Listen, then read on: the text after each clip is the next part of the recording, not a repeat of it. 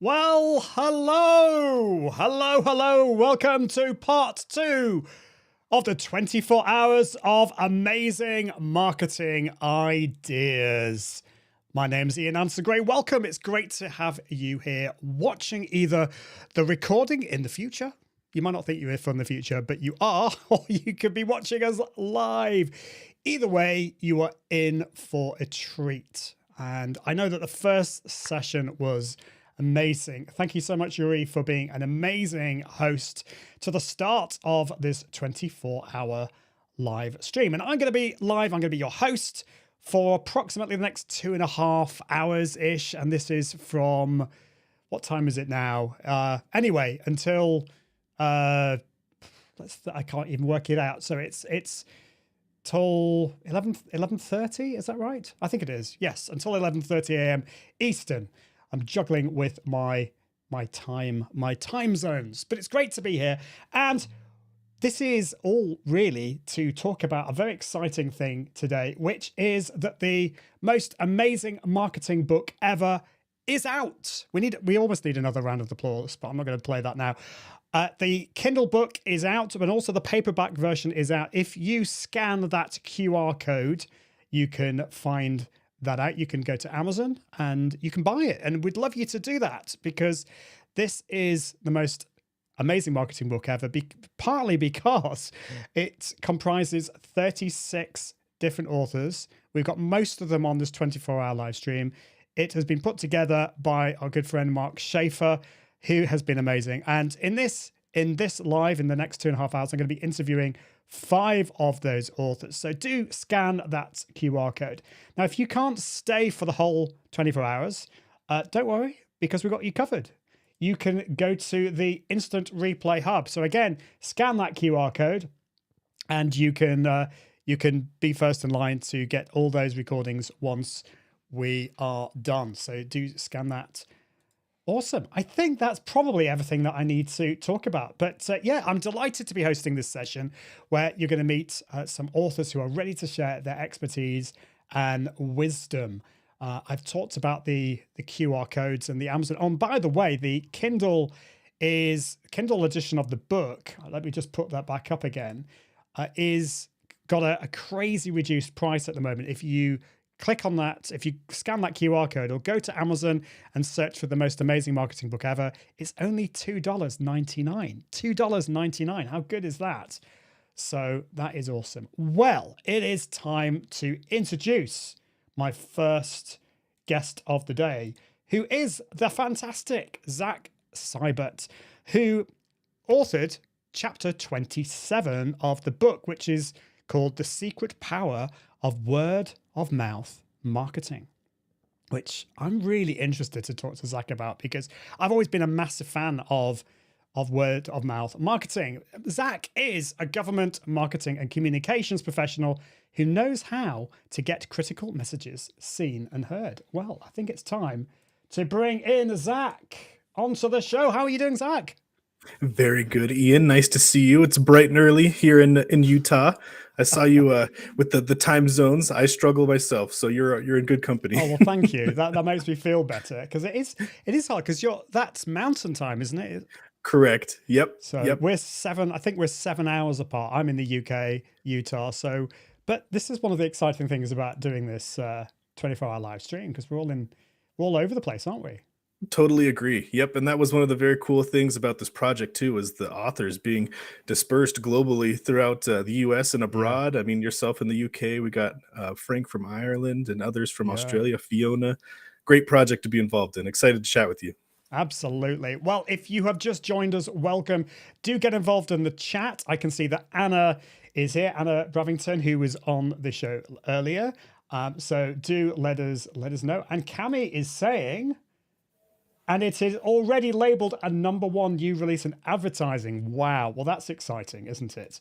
Anna also says, word of mouth marketing is so important. Let others sing your praises. Much more impactful than doing it yourself. And I don't know whether this is a British thing, but I agree with that. I tooting my own horn, blowing my own trumpet.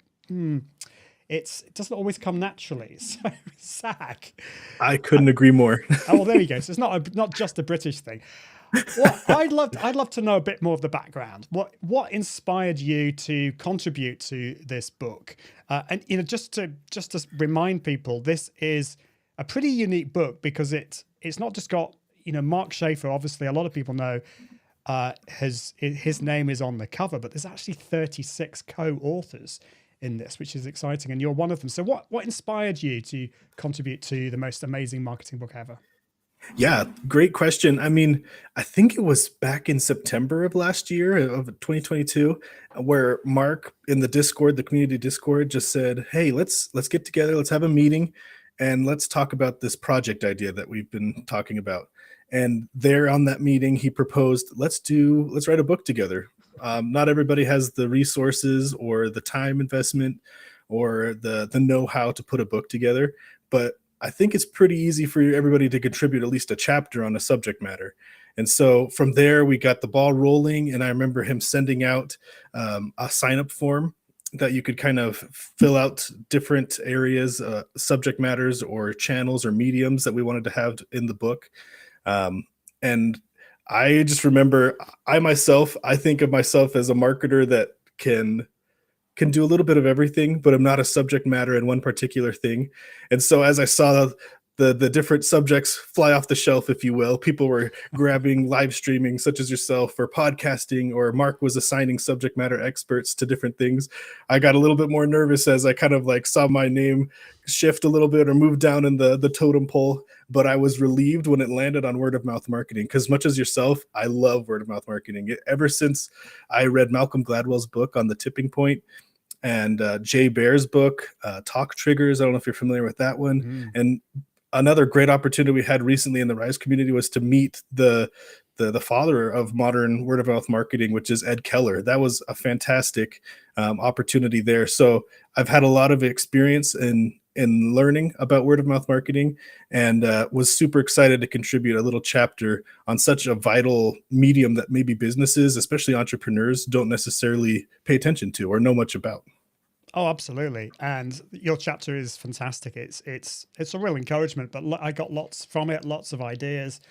And yeah, as I said, I think sometimes we can think in marketing that we have to do all the hard sell. We have to get on the phone. We have to do all this kind of stuff. And, we've got these existing customers who hopefully love our stuff, love what we do. So why not utilize them? So tell us a little bit. I mean, obviously don't tell us everything, Zach, about the chapter. But maybe you could give us a brief overview, maybe some of the key takeaways from the chapter. For sure.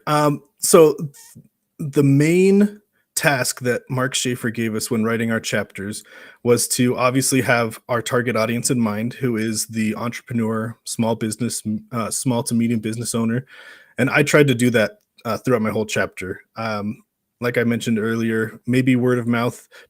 Everybody knows that word of mouth exists, but they don't know how to get it to be in their favor.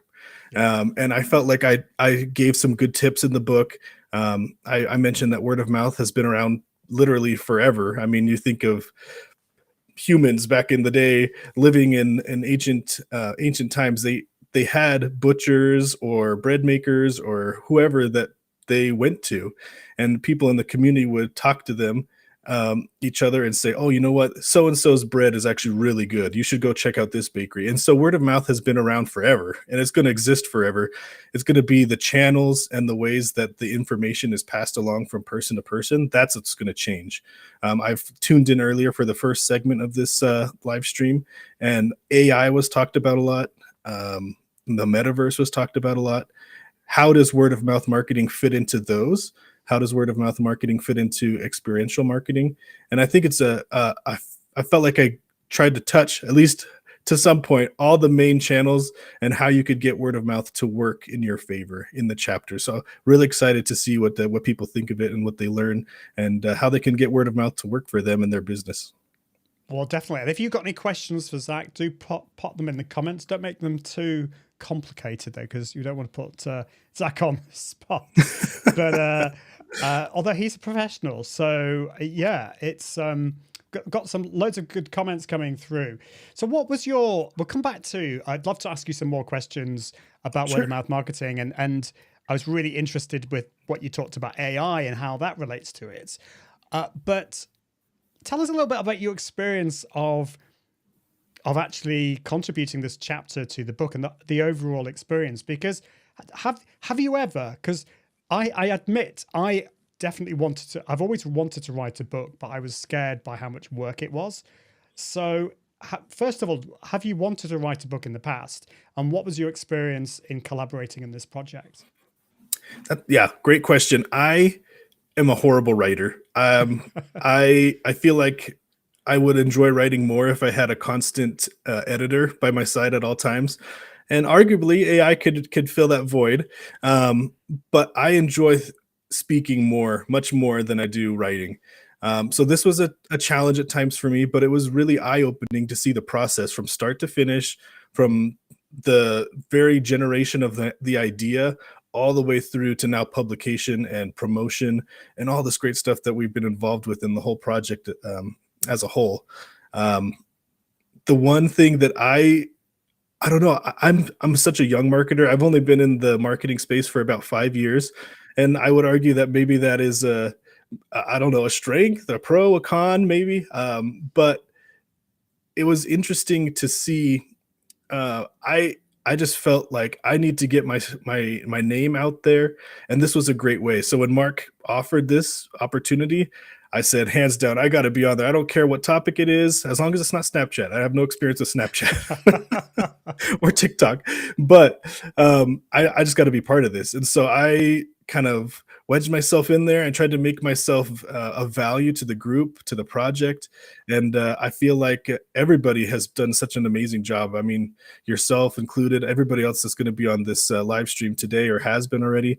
It's been a real group effort. And it's honestly been super eye-opening, and I hope everybody that will give it an opportunity to give it a chance and read it and tell us their thoughts. I'd be interested to see what they think of the project. I mean, the book is amazing. It is. I know the title's amazing, but it is. And obviously, you'd think that, well, of course, I'm going to have to say that, aren't I? Because I'm on the stream Right. and I'm part of it. But no, seriously. I mean, I've not read all of it, but I'm going through it as quickly as I can. And it is just, I've learned so much, and I've been just really encouraged. But I learned so much from everyone's approach. Marketing is such a broad subject, but everyone sure. in here is going to put their own take on different aspects of it, you know, and obviously your take is on the word of mouth side of things. We'll talk a little bit. Maybe I'd like to talk to you a little bit about AI as well. Fiona says here, humans love a good gossip and chat. This is really interesting how AI fits in. Without giving too much detail about your chapter, I'd love to hear your take on how AI maybe hinders or helps. I mean, what does it do? Does it change anything when it comes to word of mouth marketing? Yeah, so I don't touch on this very much in the chapter, but since writing it, I've been thinking about it quite a bit because I feel like since turning in our rough drafts, the accelerated pace of adoption and creation of AI platforms and tools has just been out of this world, a rocket. Um, so that being said, I've had a lot of time to think about it, and I feel like AI is going to cause, and you could quote me on this. I feel like it's gonna cause a word of mouth marketing renaissance, for lack of a better Yeah. term. I feel like this renaissance is going to happen because of two things: that people are hungry for experiences, people are hungry for personalization, and number two, or I guess three rather, people, there's a lack of trust with deep fakes, with AI and I mean, Chat GPT or Bard being notorious currently for giving maybe false information or partial truths. And what does that mean for marketers? I think it means that people trust people. People from the beginning of history have always asked other people's opinions, whether it's in the physical world or the digital world, where I always go to the reviews first. I say, okay, I want this product. It looks good to me. What are other people saying? And even though I don't know Joe Smith on Amazon who left a review on a vacuum, his opinion matters to me because he experienced the product and I want to know if it's a product that fits my needs. So I think that AI is going, along with other things, I think it's going to bring about a word of mouth marketing renaissance. It's people are companies are going to have to focus more on the trust, more on the experiences, and providing those to their customers. And I think it's going to be brought to the forefront here in the near future. That's fascinating. I think you're so right because, as Fiona says here, she says trust is a major issue in today's society, and it's, like you. I mean, I'm excited about AI and how it can help in so many ways, but I'm just thinking about thousands of AI powered Amazon reviews, things like that. Yeah. And that's a bit scary, so trust is going to be even more important and vital. So I just thought I'd ask you about that because I think that's really interesting. So going back to what you said before about, so you were saying about how you came to write the chapter, and it kind of fell upon you to write the chapter on the subject that we're talking about. But and you said something really interesting to me, that you've only been, I think these were your words, you've only been in the marketing space for about 5 years. I just, as a side note, I wonder whether it's a bit like that for all of us, because marketing's changing so often. I mean, I feel like I've been in the marketing space for 2 minutes sometimes. It's so true. It feels like that. What has been, though, in that time that you've been a marketer, what has been your most impactful experience in the marketing field, and how has it shaped your approach? I suppose it's the kind of, how did you get to here today? What's been the influence for you? Yeah. So I was fortunate enough to go to the university or to college, and a degree in digital marketing. That was a thing when I went to school. So we were one of the first universities, at least here in the States, that offered it, a digital marketing degree. It's just a 4-year bachelor's degree. But I have always loved art, and I've always loved people. And I felt like melding the creativity and people together, marketing made sense. So that's kind of how I started on my marketing path. As for where I am today, honestly, I owe it out to be one little message that I sent to Mark, coincidentally. So I remember I was getting ready to graduate from college, and I was trying to polish up my LinkedIn profile. And I was looking at profiles of people that I admired or people that I wanted to be like, and Mark Schaefer was one of them. And so I was looking at his profile and reading his bio, and obviously it was amazing. It was stellar, polished. But I noticed there was one misspelled word, and I was like, oh man, I wonder if Mark knows about that. And so I had been following Mark, obviously silently, for probably years. And I reached out to him in a LinkedIn direct message, and I just said, hey, Mark, my name is Zach, introduced myself. I'm graduating and was looking over profiles that are, in my opinion, really great on LinkedIn, because I'm going to start applying for jobs. And I sent him a message saying, hey, there's one misspelled word in your bio. It's this. And he messaged back. He said, thank you so much. What's your email? And he sent me Rise coins. You were involved with the Rise community when there was the tokens, right? The coins. And that was what started me on this whole journey. I mean, looking back now and all the changes that have happened to not only my personal life and my career, but also within the community, it's been a wild ride. And I think we've had some ups and downs, but today, honestly, is like the climax, the high of being involved in this project, working with you, Ian, working with everybody else involved in this live stream with Mark. It's amazing. It's just a little tiny message on LinkedIn. And it happened to bring this. Yeah. It is amazing. I don't know about you, but sometimes I have shied away from messaging people, like the big names, the people who have made a big impact on me. And that's was the case with Mark for me as well. That, I remember seeing him at a conference in Wales in the UK many years ago, and I was just blown away.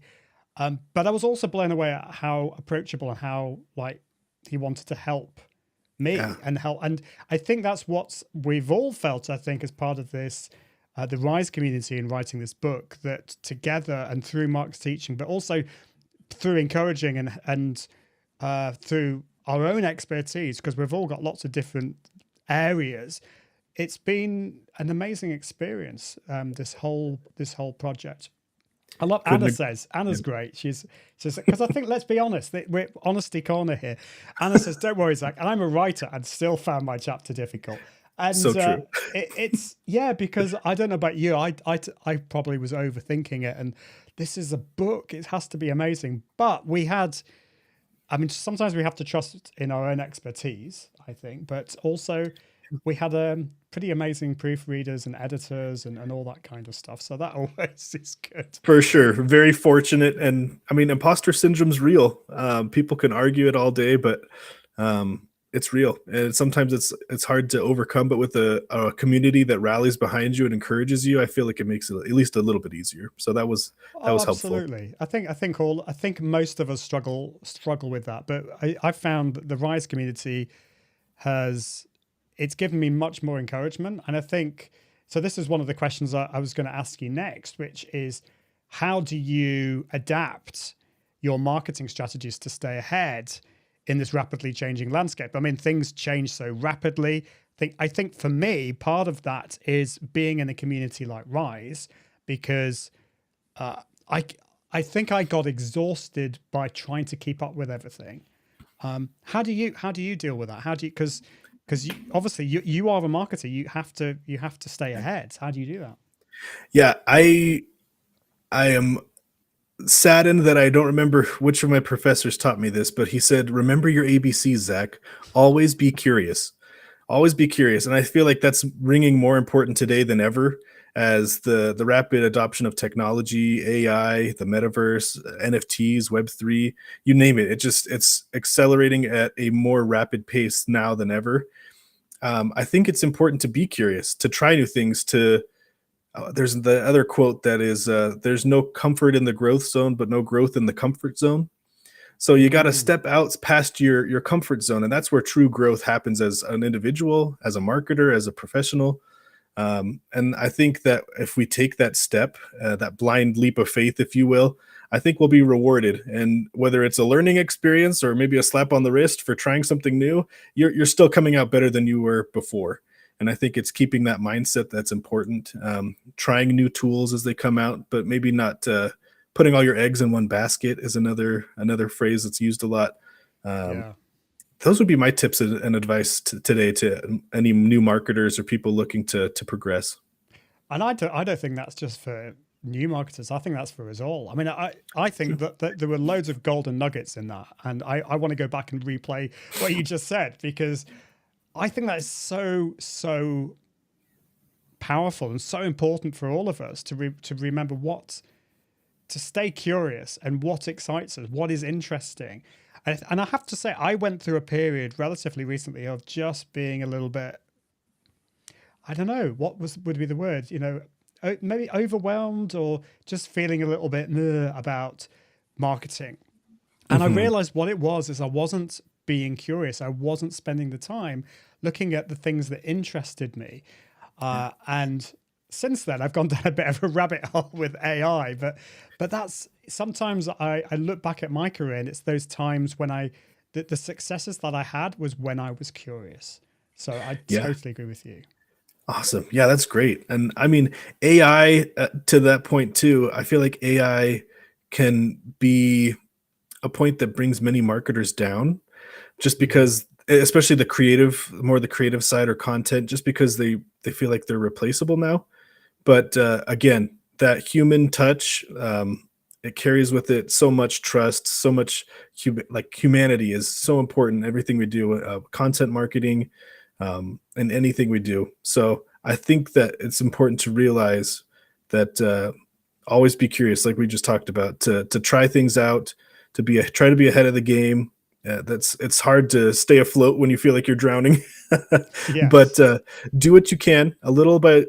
Dedicate I don't know, half an hour each day to experimenting or going outside of your comfort zone, trying something new. Jump on Chat GPT, jump on Midjourney, jump um, on Discord, a new platform. Try things out. I think that you'll reap the benefits of it. Absolutely. I think as when we stop being kids and we become adults, we can sometimes forget that curiosity. And I think that little bit of, that inner kid, we sometimes need to unleash it again. And Yeah. I think ChatGPT it's helped me become more creative. Like I like a bit of web development and coding a little bit. I'm not like a big wave, but I've found ChatGPT has allowed me to create new cool things, with a bit of help. So sometimes it doesn't get in the way. It doesn't replace you. It's not replacing me. It's just giving me ideas. And I think that's awesome. Yeah, looking at it as AI as your augmenter, it kind of enhances your Yes. abilities. Yeah, yeah, I I love like that. that. Yeah, definitely. Going back to Cami was saying, I think talking to Anna, but Mark sent my chapter back to me. So there we go. So we're all being honest here, but this is why. And Frank is saying, brilliant. Plus, you sent that message. It's been great to getting to know you in the Rise community, Zach. You too, Ian. Would love to hear the backstory of you joining Rise too. Yeah, well, I'm sure I'll be sharing that another time. And we've also got Katie Simpson watching from the UK. Hi, guys. This live stream 24 hours is amazing. And Dan, who is up next. So I can actually see Yes. him in the waiting room and waving at him. It's coming on soon, but curiosity is the thing or the thing. Agree with Ian, ChatGPT has helped me cultivate curiosity. But great. you've got to let it. Yes, absolutely. Yeah, so just before we finish, I'd love to ask you, as you're moving forwards, we've talked about curiosity, and maybe curiosity is a skill, it's a tool that we should use. What other essential skills do you think that we need to succeed at the moment? We've got curiosity, which is great, but surely we need a few other things as well. Tell us what they might be. Yeah, I think, and I've trying to devote a little bit more time personally to this is networking, whether it be digitally, whether it be in person. I think networking is so important. I love the Rise community for that purpose because there's people all around the world and they're all subject matter experts or are in this one niche area of business, which is marketing. And we're all experimenting and learning and growing together. All the while I'm growing my network. I know Frank, I know yourself, I know Fiona, I know so many great people within the Rise community that if I'm in a pinch or have a question, a really tough marketing question, I can send a direct message to them on Discord and know that I'll get a response within a day or two, depending on time zones. But I think that that's super important. And then I think, pardon me, what was the question one more time? Well, it was just one of the essential skills that, as well as the curiosity that we need to have as marketers today. Yeah. I think, like I said, the networking, the curiosity, and then I think it's just experimenting too. That's all marketing is one big constant experiment. Test one thing, reiterate, test it again. Whether it's email marketing subject lines, whether it's content on a platform, whether it's live streaming like this, try things out. I mean, the worst that can happen is that nobody says anything, or maybe they say one rude thing, but that's okay. People are people. Exactly. People are people. Well, thanks, Zach. We are out of time. It's going so quickly. Your chapter in the book is chapter 27, The Secret Power of Word of Mouth Marketing, which is awesome. And you can buy the book now. You can buy it from Amazon. It's out on Kindle, and it is also out as a paper book, a book. So scan that QR code, and we'd love you to experience it and to find out a little bit more about it all. Thank you so much, Zach. It's been great to have you, and great. Thank you, Ian. Great chat. host. Thank you so much. Looking forward to checking everybody else out. Thank you. Definitely. See you soon. See you. Awesome. Well, we are kind of zapping through the 24-hour live stream. We are here interviewing all the different authors. If you've just joined, welcome. This is a 24-hour live stream sharing so many marketing tips with you. You can also buy the book on Amazon, the most amazing marketing book ever. It's by Mark Schaefer, but co-written by 36 authors, and we're going to be interviewing most of them over this 24-hour period, which is very exciting. So do scan that QR code. And we'd also love to hear from you. This is not a one-way communication machine. I can already see we've got some fantastic comments here. We've got Katie is asking, what is the Rise community? Well, it's a community organized and hosted by Mark Schaefer. You definitely need to check it out. It's on Discord. Maybe Cami, if you're watching, you could post a link to that in the comments, or Frank, or somebody who's already in the community. That would be awesome. Frank also was saying before, yes, experiment, do more that works as well. And Sandy, who is on very shortly, says it's a community of people from around the world, all interested in learning constantly about marketing. That Mark Schaefer, marketing author, speaker, and author launched. That's a much better job than I did, Sandy. Thank you very much for that. Well, just another reminder about the book. Do scan that. But it is time to bring in my next guest, an author. And who is it? It is Daniel Nessel. Can't wait to speak to Dan, who is, well, before I tell you who he is, his chapter is chapter 26, Strategic Communications. Trust can be your competitive advantage, which is very exciting. Can't wait to speak to Dan about this. Daniel Nessel is an award-winning corporate communications and marketing innovator, leads communications in North America for a Japanese manufacturing and retail company. A true believer in, guess what the word is? Curiosity and the power of conversation. Dan hosts a bi-weekly podcast, The Dan Nessel Show. Let's bring in Dan onto the show. Dan, welcome. Whew, my heart is beating so fast. Thank you, Ian.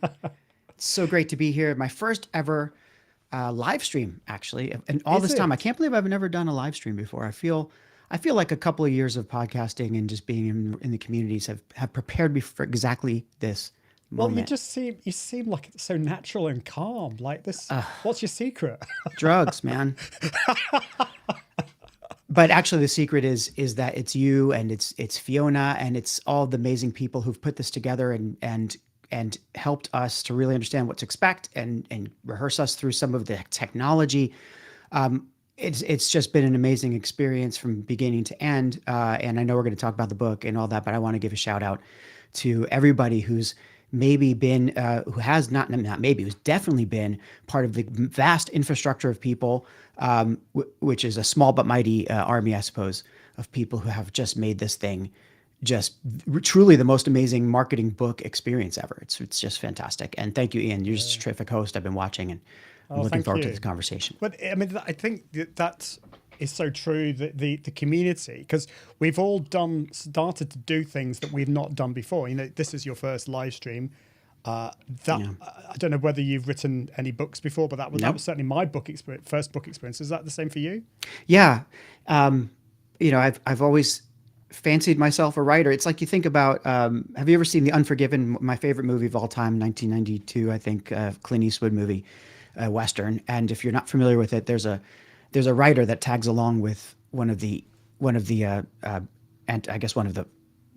minor characters, English Bob, and the writer, I think, is named Mr. Beauchamp or something. Anyway, every time he talks, he introduces himself as a writer, and it's like the Wild West. Nobody's seen a writer before. He says, I'm a writer. And everybody says, what, letters and such? And he's like, no, books. So I feel like up until this moment, I've been that letters and such guy. We write all the time in our life. We write whatever blog posts. I write for my show. I write for my work and being a corporate communicator and a corporate marketer. I've written tons and tons for work, but I've never had the opportunity to write something like this, to be part of a book. And I think Zach was talking about this, about how Mark kind of made it very accessible for everybody who hasn't necessarily written a book before to become an author. And I'm so humbled and of course proud that as of yesterday, I'm like a published author. I can't believe it. I'm looking at now I can put that in my profile. It's pretty amazing. It's a funny combination. It's kind of funny you said, humbled and proud, but I think that's true, because it's like we've had to go through quite this learning experience and realizing, For sure. I don't know about for you, but at least for me, I've realized how much goes into this. And in that sense, I have been humbled because, oh my goodness, there's so much to do. But we've had the community of people, yet today is a very exciting experience. We're all obviously very proud of the book being launched. So it is a real combination of the two. So tell us, how did you get involved with contributing to the book? What inspired you, and how tell us a little bit about the backstory? Well, funny story. I was one of the kind of OGs in the Rise community, I suppose. Like, so after Mark Schaefer, obviously we've been talking about Mark a lot, and he's the marquee author of the book, of course. Mark runs an incredible kind of think tank, and I call it Think Tank in the Woods. It's an unconference about 30 people every year called the Uprising. And not this past one, but in Uprising 2022, we learned how important it was to get involved with Web3, how important it was to kind of explore this idea of community. And, yada, yada, yada, the Rise community was launched shortly thereafter. And, as one of the first folks in the community, we just looked around and saw these amazing people that Mark was curating to be part of this community. And I opened my mouth one day, said, Mark, maybe we should do a book. And It's your fault. it is my fault. I'm a really good starter of things, not necessarily a great finisher, as I'm sure Mark will attest to. But we talked about it for a while, and Mark wanted to make this a real collaborative effort from the get-go. And just it took shape in a collaborative way. So like just by saying let's do a book, I didn't have the vision for what the book would look like necessarily. That then came with further conversations. He just at first it was like, well, let's do a book, and then it was like, well, Mark had obviously he's one of the most busy speakers around. He said I just don't have a lot of time necessarily to devote to editing, so I'm going to need a lot of people. I said, I'll raise my hand as an editor, but I have a day job, so I need some other people. So I just reached out to a few other folks in the community, Brian Piper, Joanne Taylor, and the three of us became the frontline editors for the whole thing. So I helped kick off the book. I then volunteered as an editor. And I love editing, by the way. So I loved editing about a third of the authors, which was fantastic. And then, I wrote the chapter on strategic communications because, I'm the only real kind of PR/comms person who's currently practicing mostly PR and communications in the community, or at least in the very active part of the community. So I thought that needed to be an important topic. I think it is an important topic that marketers and all of us really need to be aware of. So anyway, that was all the inspiration for getting into the project, for writing the book. It's sort of like, it's like a lot of other projects I've done. It's like, I get the ball rolling and then I just sort of run into it and get going. I don't know what I'm into. And then I count on the amazing quality of the people that I'm associated with to just work it through together. And I definitely was not disappointed this time around. And, like many other things, I may have opened the door, but so many great, amazing people actually, blazed the path from which that door led. So it was just terrific. Totally agree. It's been, and people have really stood up to the tasks put before them. It's been amazing to see everyone's expertise. I mean, I don't think I would be that good at editing, so I'm glad you were there with a few others. Yeah, it was fun. So that's been great. Let's have a look at some of the comments just before, because I want to ask you about your chapter specifically. Anna Bravington is saying, because you use the word curiosity a lot. I love curiosity. I'm incredibly nosy. I love investigating and everything. And John Esperian is awesome. He says, bought the book earlier today. Nice one, Ian, Mark, and everyone. Thank you, John. Thank you, John. Fiona says, and buy the book. Yes, please buy the book. Please buy the book. Who else have we got? Marketing leaders saying, so impressed. Apparently that is Kareen, I think. And Mark Schaefer is here. Great to see you. Hey, Mark. Mark, love, go Dan. Absolutely. Thanks, yes. Mark. Yeah, this was originally your idea. There you have so it. So there you go. I didn't make it up. You did.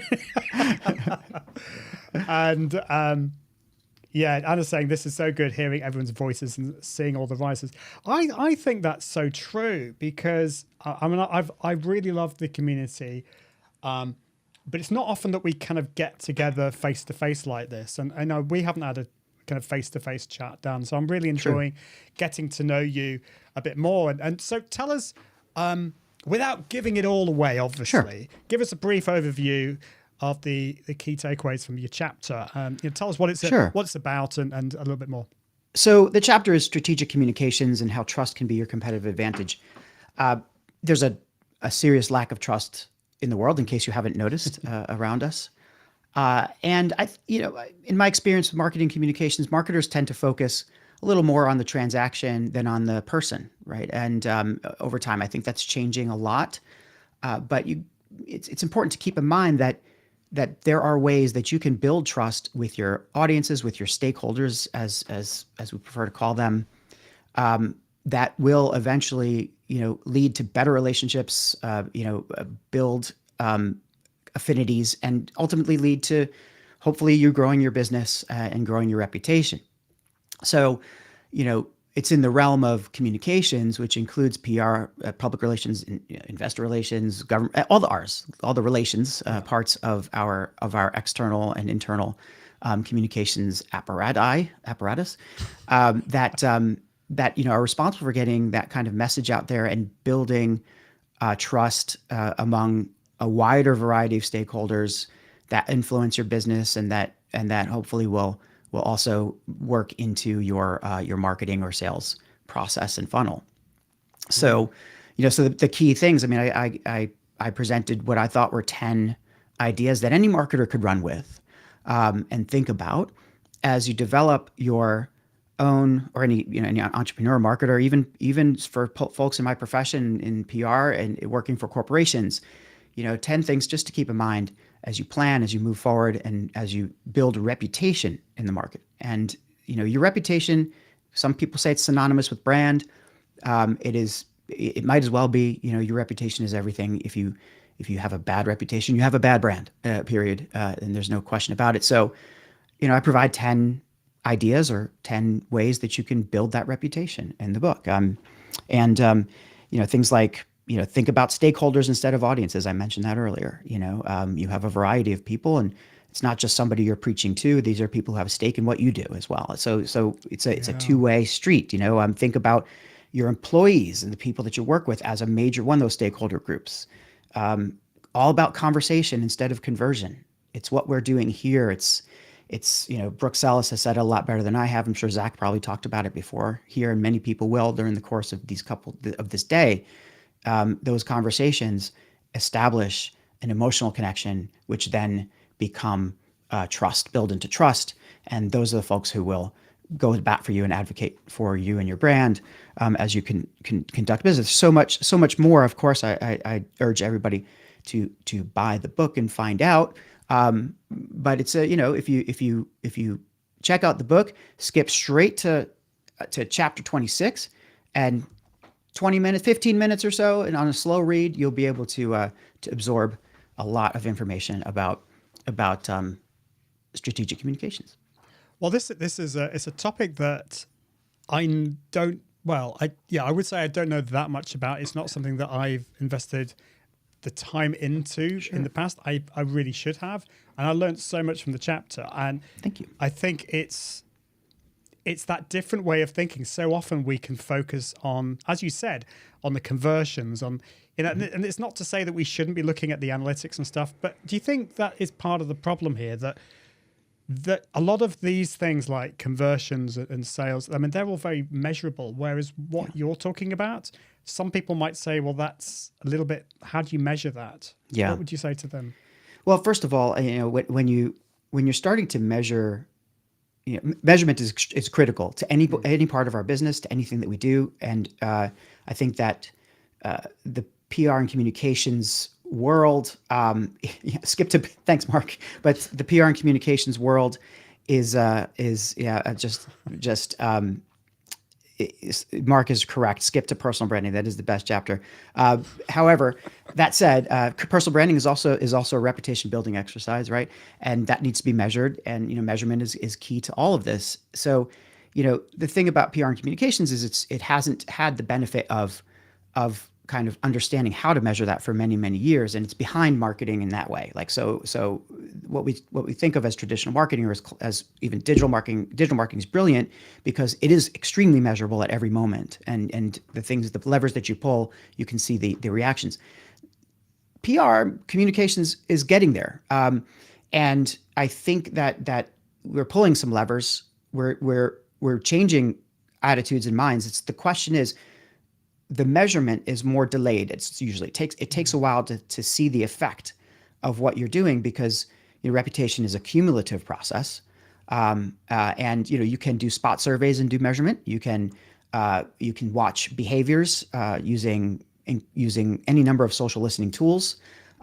You can see what people are directly saying through comments and et cetera, and you can just get a pulse for your employees. There's a lot of ways to measure what you're doing, and then more and more as PR, communications, marketing sort of blend. It's really about how you measure content performance and what you put out there into the marketplace or onto the channels that you're focused on or in front of your audiences. And you measure the same way that you would with marketing. You're measuring, what's important to your organization, whatever ladders up to the goals that your organization has. In some cases, it might just be awareness. So you're looking at engagement metrics. In some cases, you really want to see, how you want to get a little further into the intent stage, and you want to see if people are reading your white papers or what have you.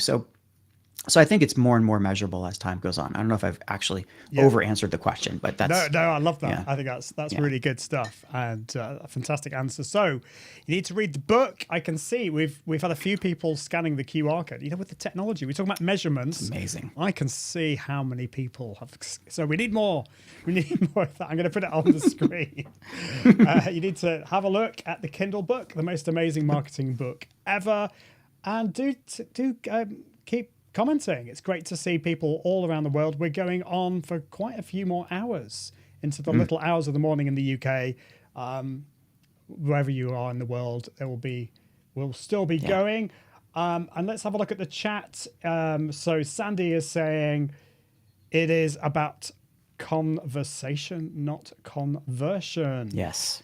Absolutely love that. Yep. So I'm going to ask you the question that I asked Zach before, which is Sure. it's kind of the how did you get to where you are today kind of question, which is like, what has been your most significant learning experience when it comes to this? How have you got to where you are today? So, anybody who knows me would know that that's a question that I might be able to fill up my entire 3-hour spot this afternoon with. So I'm trying to, I'll try to keep it kind of to the point. There's no one thing. It's a lot of different things. But I will say that this last year, in particular, the last 2 years in particular, have been just you reach a certain velocity, and then you don't think you kind of think that your career or your knowledge or your understandings on a particular track, and then something happens and it just surprises the hell out of you, and you end up kind of absorbing more and learning more and going in all new different directions. And look, I had a career. I still have a career. I came up through, marketing and then communications. I've been in marketing and communications for 20 something years. But I think, I have that work experience, and I got a degree in marketing, and all that stuff. Check the boxes. So, in many ways, it's kind of standard. I guess the non-standard parts would be that I did a lot of that in Japan and in Asia, and then moved back to America, I guess, 13 years ago. But so I did always have a kind of worldly approach to things and try to get a lot of different perspectives. But, I think what really got me going where I am now is meeting the right people, giving of my time, but also just sort of absorbing others, what's going on. And finally just getting brave enough to get out of my own way and put myself out there. And when I started to do that, the world changed. Our very own Mark Schaefer is one of the people responsible for that, for sure. Been an incredible mentor, tough love sometimes, and a good coach, but also a good friend. Yeah.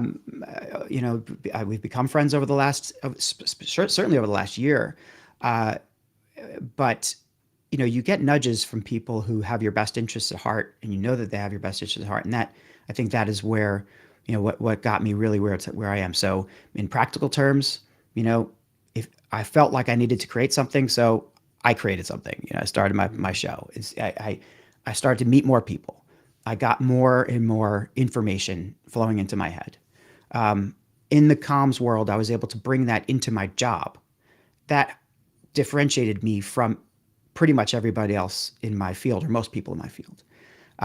Not always in a good way.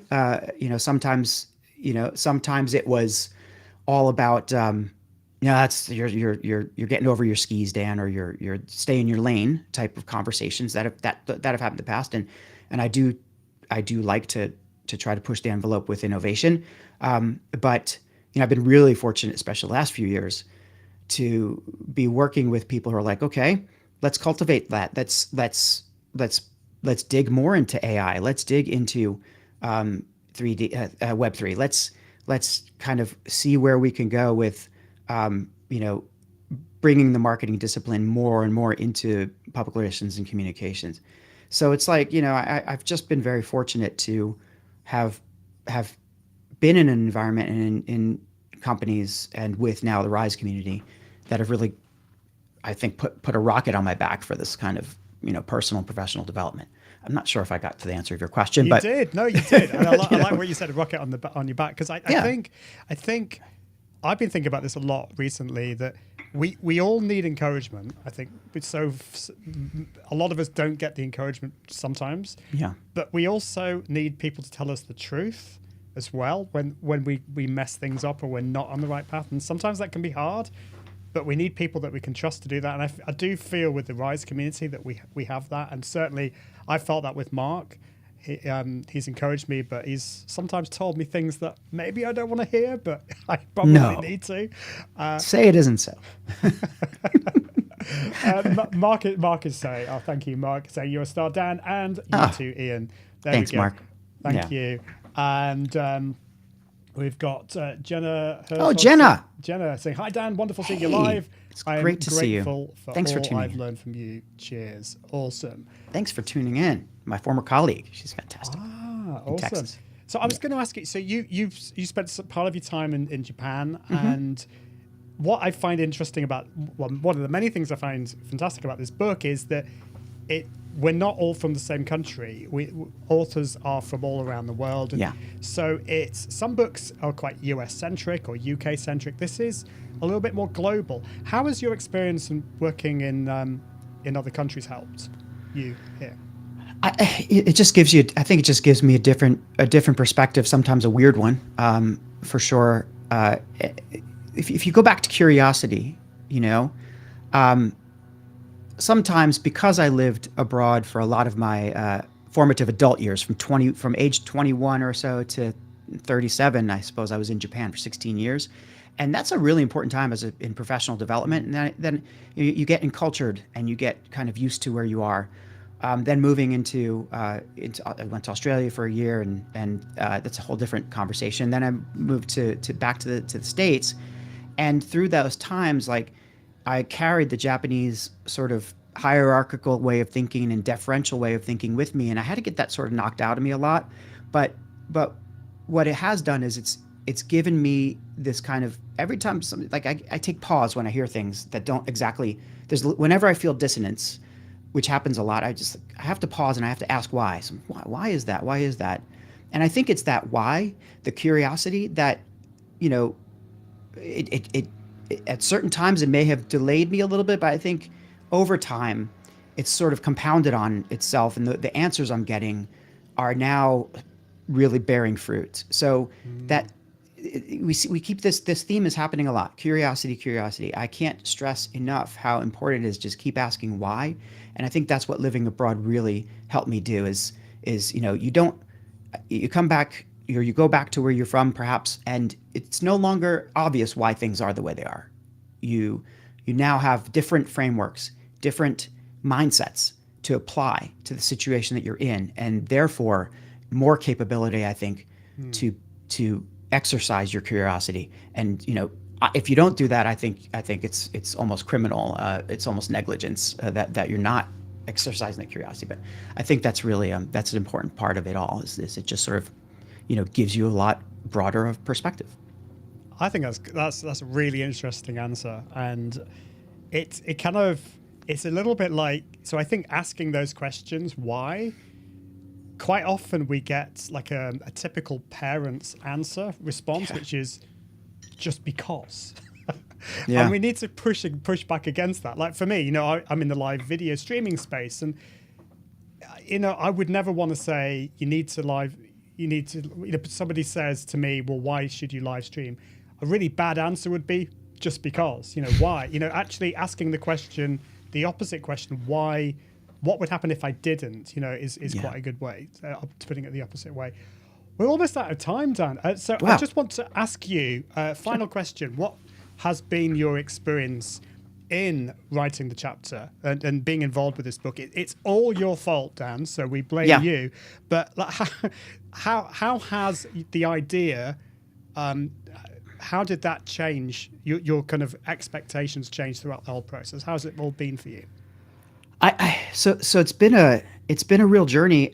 It's never been on a bad one. Like it's been just constantly a journey of constant amazement. That's why I think the most amazing marketing book ever is a really apt title. The information that's in the book is apt to change. It will. Things are, our industry is recently, especially with what we're seeing with AI, you don't know what tomorrow is going to bring, but it needs to be understood that we have amazing people, and this whole process has been a learning one. And so from the beginning, I was really pleased to be involved. I dug in and I really kind of worked very diligently over like my breaks and days off, I suppose, and over the holidays. But it was a joy. It was a labor of love, and it just kept getting more interesting to me, seeing the way people are writing. Given the chance to write a 1,500-word chapter in a format that I could really deal with was fun. It was a fun and difficult exercise because, writing anything to a deadline always gives me a lot of agita. So there was that. But then the whole editing process and seeing what everybody else went through, how many great writers we have. It's just been a joy. I mean, and I'm learning every time I open a different file on now the book. A different chapter, you learn a couple new things. You write them down for future reference. I fully expect that every paperback copy of this book that's issued is going to be just loaded with Post-its and dog ears. And yeah. When I think about that, that's really what it's about. That's why I think this really is amazing, and it's surreal. I still can't believe that. As of yesterday, I'm actually a published author. This is crazy, and thank you, Mark. But I am, I think this is just the beginning, and the way that we are integrating this world of experiences into the book. It's not just the book. It's the community. It's not just the community. It's the live stream and our extended network. It's not just the extended network. It's our families. It's everybody. So it is really becoming much bigger than just 35 people deciding to write about something they like to write about. And that is it's just amazing to see. I couldn't agree with you more. That is an amazing place to end. The community is definitely everything. And just a few comments before I let you go. Cami is saying, I can attest to the tough love. I'm grateful to Mark. Shout out to Cami. My gosh. Yes, everything, absolutely. like the whole promotional process for this book and everything you see online, all the marketing that we're doing for the marketing book she's a genius. Thank you, Cami. Unbelievable. Absolutely. And Fiona as well, who's been helping me with the live stream. Yep. Cami and Fiona, I mean, I'm in a WhatsApp group with there's three of us, behind the scenes admin stuff. And they, while I was asleep, they're just pinging each other and just I'm in total awe of them. Absolutely. Gary is saying, "Great work, Dan. Thank Oh, you." Gary. Gary is one of my friends and colleagues from Japan, cool. and I'm so glad to see folks from all over the world now joining us here on the live stream. It's cool to see. And Fiona is saying blame Dan. Frank is saying, "Yeah, fair play, Dan, for kicking it all off." Frank, the design. Look at that! Yes. Fantastic design, Frank. And so much more. We can't even begin to talk about what Frank has done. We could go. So yes, Sandy's saying, "So glad you kicked off this book." Well, so just a reminder of the chapter that Dan wrote is chapter 26, Strategic Communications Trust Can Be Your Competitive Advantage. Indeed. And you can also get the book. Scan the QR code. I can see 2 more people have scanned the QR code, which is awesome. Yay. So buy the book. It's either a book or a Kindle book at the moment. So do check that out. Yeah. Kindle book is incredibly inexpensive too. I mean, it's oh yes, like $3. Thank you for the reminder. It's like I did have this written down. How much? $2.99 US, I think. That's it. I'm glad you know, because I have got it written down somewhere, but I can't find it. So much to do. But yeah, thank you, Dan. It's been great to have you on the show. My pleasure, Ian. This has been fantastic. I'm so glad that we were able to connect this way. And I'm coming back on at 3 p.m. Eastern, folks, to be a host for a couple hours. So please come join the line stream. Yeah, I'd forgotten that. Yeah, so you're going to be in the hot seat. So that's going to be cool. Yeah. Thank you. Thanks, Dan. I'll put you back into the green room. You got it. Thanks, everybody. Bye. Awesome. Well, time is just going so quickly. I'm going to have a quick sip of my tea because it's thirsty work, all this very, very exciting stuff. I'm going to bring in my next guest shortly, but just a reminder, if you want to, obviously you're probably not going to be able to stay up for the whole 24 hours, but you can sign up for the Instant Replay Hub, so you can get all the recordings, and you can also sign up just to get some more information about the book. So that's the QR code there. So do check that out. And I'll also give you the QR code again for Amazon. And of course, you can just search for the most amazing marketing book ever. Just do a search for that, or you could scan this QR code here.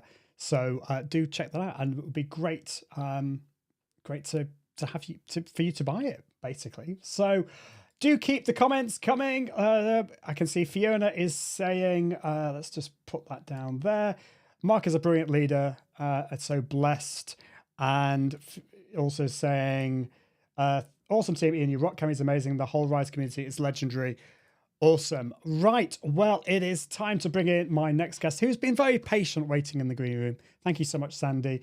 And Sandy wrote the chapter 25, on how to make promotional products sing. And as a professional classical singer, I don't do much professional work anymore, but I did train as a professional classical singer. I like the word sing in there. I'm not going to do any singing, don't worry.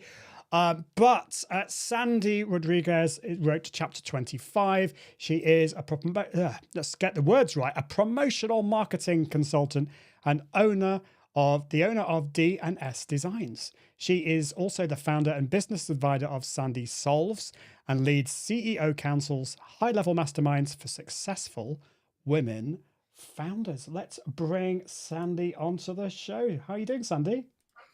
Hey, Ian, I'm doing great. This has been so much fun to watch so far. It's been amazing. It's just the idea. I don't know who came up with the idea of the 24-hour live stream, but it's quite an ambitious thing. But so far, it's gone well. So it's been great fun. Where are you dialing in from? I'm in the greater Philadelphia area in the U.S. Awesome. Well, it's great to have you here. Now, just a reminder of the chapter that you wrote in this book. It's chapter 25, How to Make Promotional Products Sing. Tell us a little bit more about how you got involved with this book and this particular topic as well. Can you give us a bit of a background on that? Sure. It's actually kind of interesting. So I got into the Rise community because I've been following Mark Schaefer for quite some time. And he put out that recommendation of if you haven't been an author yet, you can participate in this book. And he listed all kinds of topics for the book, but none from where I was coming from, which is the world of promotional products. And we actually emailed back and forth a little bit about that, about, well, I don't know if that fits in the book. And I'm like, well, promotional products have been around for at least 100 years. They're not going anywhere. We definitely need a chapter in the book for that. So I had to pitch to get into the book. So my story was a little different, but yeah, I think it's an important part of what people need to do in their marketing. It's not all digital. Yeah, it's funny that, isn't it? I think we are so logged in to the digital world that we forget there's a whole world out there. Yeah, I mean, okay, I'm not denying the importance of technologies like Web3 and the metaverse and stuff, but right, there's the real world out there. So tell us a bit more about why, as well as focusing on all the exciting in people's minds, all the kind of new shiny tools thing, why should we be focusing on what you're talking about here? Promotional products are one of the longest lasting marketing mediums you can use. If they're chosen properly, I mean, I'll just grab, for instance, a pen that's sitting on my desk. This pen with all its marketing is in front of me and has been in front of me for at least 6 months to a year. I mean, until the ink runs out, I'll be seeing that marketing message. Radio ads, TV ads, anything digital comes and goes. So you need the repetition and the constant effort to be out there creating content, more podcasts, more videos. Promotional products, if you put the right things in people's hands, they can last. I've got one that's lasted decades.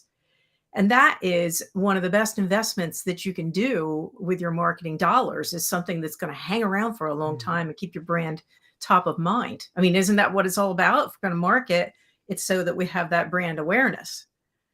Yeah, absolutely. I love that. It's something, and I think this is it just reminds me, I have this problem that I probably have shiny object syndrome. I tend to think about all this other stuff. And what you're talking about is so powerful. So you need to buy the book and find out all about what Sandy is talking about. I'm going to ask you a little bit more, maybe to give us a few little tips from the book that you shared in the book. I don't want you to give it all away though, of course. Right. But oh dear, some people like Frank is saying, I need to do some singing. No, I'm not going to do any of that.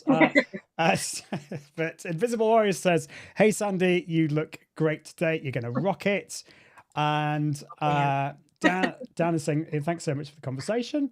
That's awesome, doing some live streaming. And my friend Katie Simpson is here saying, hi, Ian, hi, Sandy. The book sounds great. Do check it out. Katie. So if you've got any questions, any questions for Sandy, any comments, do get involved. We'd love to hear from you. This is not just us talking.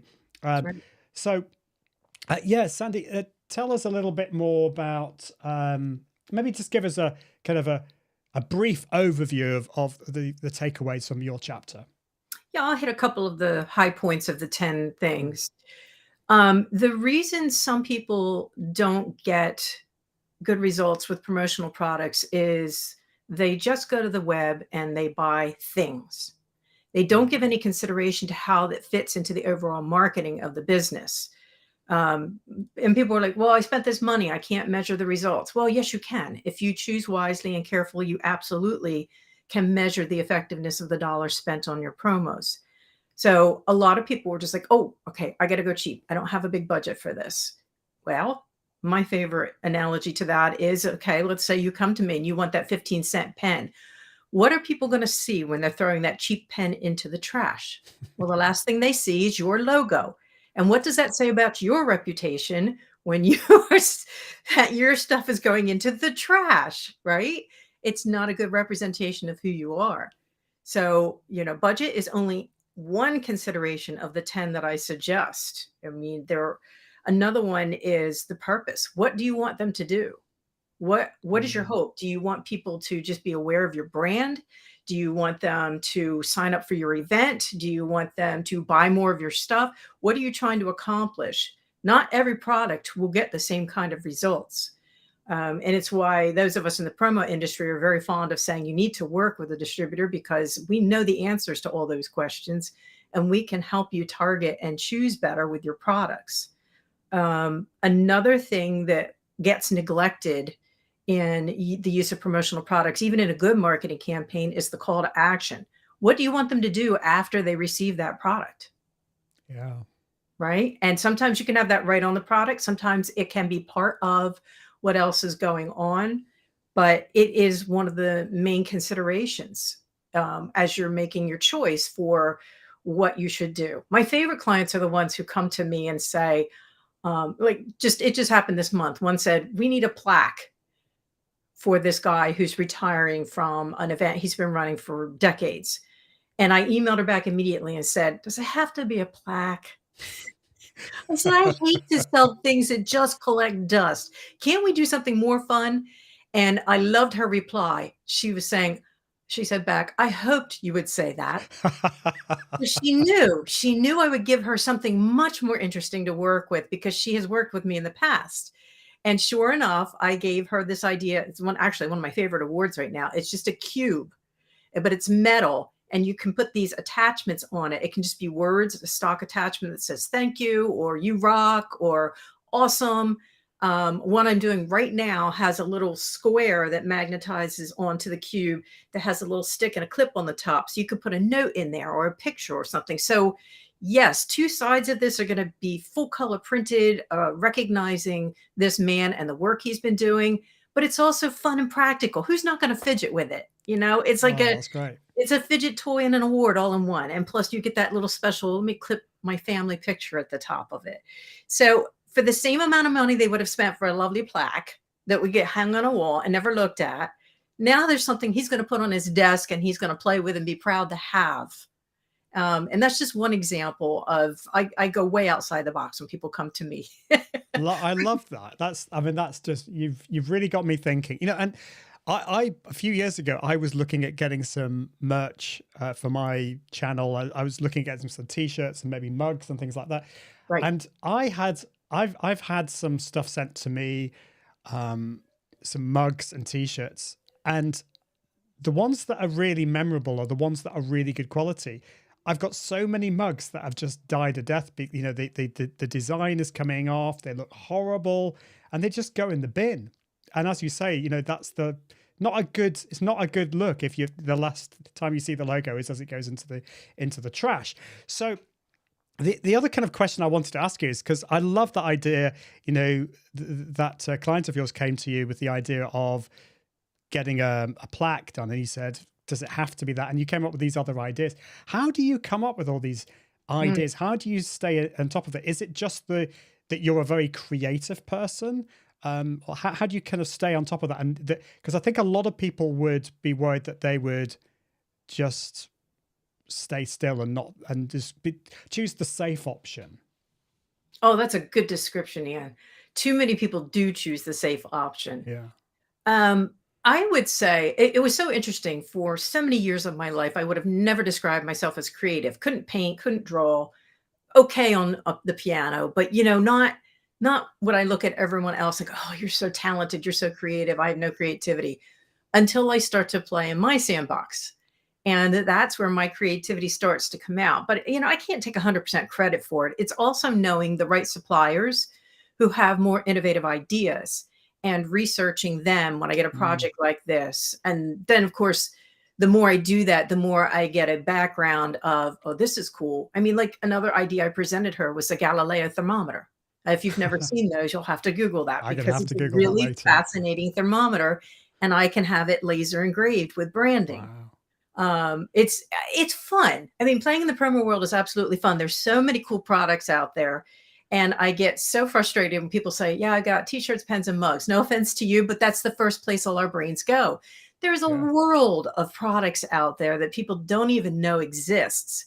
And I love bringing those to the table and getting these wows. I just did a wooden snake puzzle for a corporate who had Bring Your Child to Work Day. And I had to have something that would work from like 3rd grade to 12th grade. Now that's a wild range of ages to come up with one product that would make them all happy. But Wow. it's not. It's in the general area of like a Rubik's cube. It's a that kind of puzzle. You can twist it into different shapes, but it's wooden, and it would work for all of those ages. So that was one of the ideas I suggested to them. I didn't actually expect them to go for it, but they did. So Oh, that's I've got to great. get back to them and see how the kids felt about it once they got it. Yeah. We'll fidget with that forever now. I mean, isn't marketing awesome? Because yeah, okay, it can be quite mathematical and statistical, but on the other hand, it's hugely creative and it's fun. And again, you've reminded us of. It seems the word of today is curiosity. It's going. Without your curiosity, you wouldn't have gone and found suppliers and that are thinking out of the box. You wouldn't have. You'd probably be playing the safe card as well. We've got some comments, Yes, so good and question. questions as well. So, Frank is saying, Sandy pointed out we should have cards and stickers related to the book. There you go, There we awesome. go.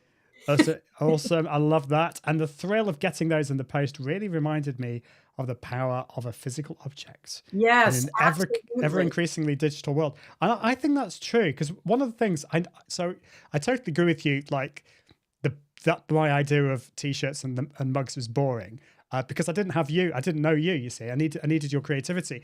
But one thing I did think about is to have a postcard with a QR code and to try and encourage people to take selfies and things like that. But it is this. I think it's the physicality of maybe receiving a handwritten letter or something physical in the mail is so powerful. Cami is asking a question here. So, how can you mix promotional products and your digital footprint? I love that. She's even put a little emoji there. That's a So it's a great great question. question. What would Yeah. you say to Cami? So there are a number of ways to do it. First of all, there are digital promos that can be branded now, and I expect to see that growing as we get into a more digital lifestyle. We're just getting used to it. So that's one way. Another way, years ago, QR codes came out. Everybody went crazy and used them, but nobody had any real intention behind why to use them. So they died out. Recently, they are returning, and it's a tool I've been using very intentionally with a lot of my clients. One example is a bandana I did. Bandanas are great because they've got huge imprint areas. And we put a QR code on that bandana Oh, to cool. drive traffic to their website. Another time I did a QR code for a gas company that was recruiting students for internships. So that would take them right to the application form, right from the QR code. They could scan it right from their phone. So that's just a couple of ways that you can integrate the two. Great. Love that. And Zach says, I love how promotional products can be customer touch points, which can lead to word of mouth. Oh, that's good. Like that, Zach. So we're tying back into the Right word of together, mouth yeah. thing. See what's happening here? It's all great. Alpi are you seeing companies pulling back on promotional merchandise spending at the moment, given rising costs? That's an interesting question. It is, and it's an important one. And I'm glad he asked it because this is a point I wanted to bring up. One of the things that happens in a down economy or challenging economy is that people pull back on their spending on marketing. Mm. But it's very important to remember that the companies that survive those times are the ones that stay visible. Yeah. This is not the time to stop spending on promos, although some companies are doing that. So that is true. But the ones that stay visible are the ones who will survive to the end of the challenging time. I mean, it's all cyclical. It'll come back. The economy will recover from this. And so the ones who are making a very diligent effort to stay visible, to stay top of mind, are the ones who are going to do better through this. And promotional products is one of the best ways to do that. Mm. Yeah, definitely. And you could argue that because there are some companies that are not investing in marketing, that maybe it is a good time to do that if you've got the budget, you can Absolutely. allocate it. Yeah. Especially, again, I can't emphasize this point enough. It has to be well thought out and Yeah. part of a marketing plan. It can't be a random, oh my gosh, we got to go buy pens with our name on it. It can't be that panicked kind of buying. I've seen it. I mean, I've been at this for 30 years, so I've seen a lot of wacky things done. It needs to be, that's where I come in, right? And other distributors. We're like, okay, what are you trying to achieve here? you're trying to stay top of mind. Where are your people? One of my examples from the book is a pizza place, right? Who wants to stay top of mind? Well, where are people when they need to be thinking about your pizza? Yeah. Generally, they're standing in front of the refrigerator because they're hungry, right? So if your magnet is hanging right there on the refrigerator with your pizza place name on it, people are gonna be like, oh, I know, let's buy pizza. And you get Yeah. more sales. It's very subtle, but it's having the right product at the right place at the right time. And that's what I love helping my clients to do, is to Yeah. choose that right product so it will be there. Things that go in the car. I have inside the cup holder, I have a coaster. And so that brand is in front of me the entire time. I like that. How about kind of, I don't know how to ask this question. It's kind of thinking about your audience or your customers as individuals and almost personalizing it in a certain way. So to give you an example, I live in Manchester in the UK. It's a pretty much it rains a lot, let's put it that way. And I was given an umbrella by a brand because they took pity on me, and they saw me on social in the rain, and they sent me out an umbrella. And I thought I was really touched by that because they'd thought of me and my situation. How much of, I mean, obviously that's difficult to scale, but is that something that you can touch upon about, thinking about your audience in different ways? Absolutely. And this goes to the broader marketing concepts anyway, right? Is knowing who your users are. For me personally, a lot of distributors niche into certain spaces, and I'm no different than that. I like working with corporations. I get more of a free hand to make suggestions and put more interesting products on the table for them to consider giving. But that's also because I know who their intended audience is. Like if it's going to their employees or if it's going to go to their customers. So everything that we do, we try to target that way.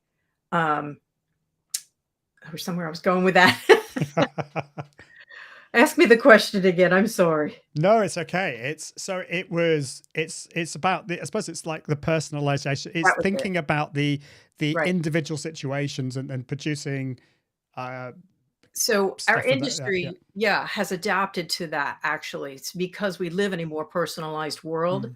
And a lot of suppliers will actually go so far as to individualize the items. So one of the natural gas company that I work with, for example, they did the stainless steel tumblers, and each one of those that I did had each individual's name on it.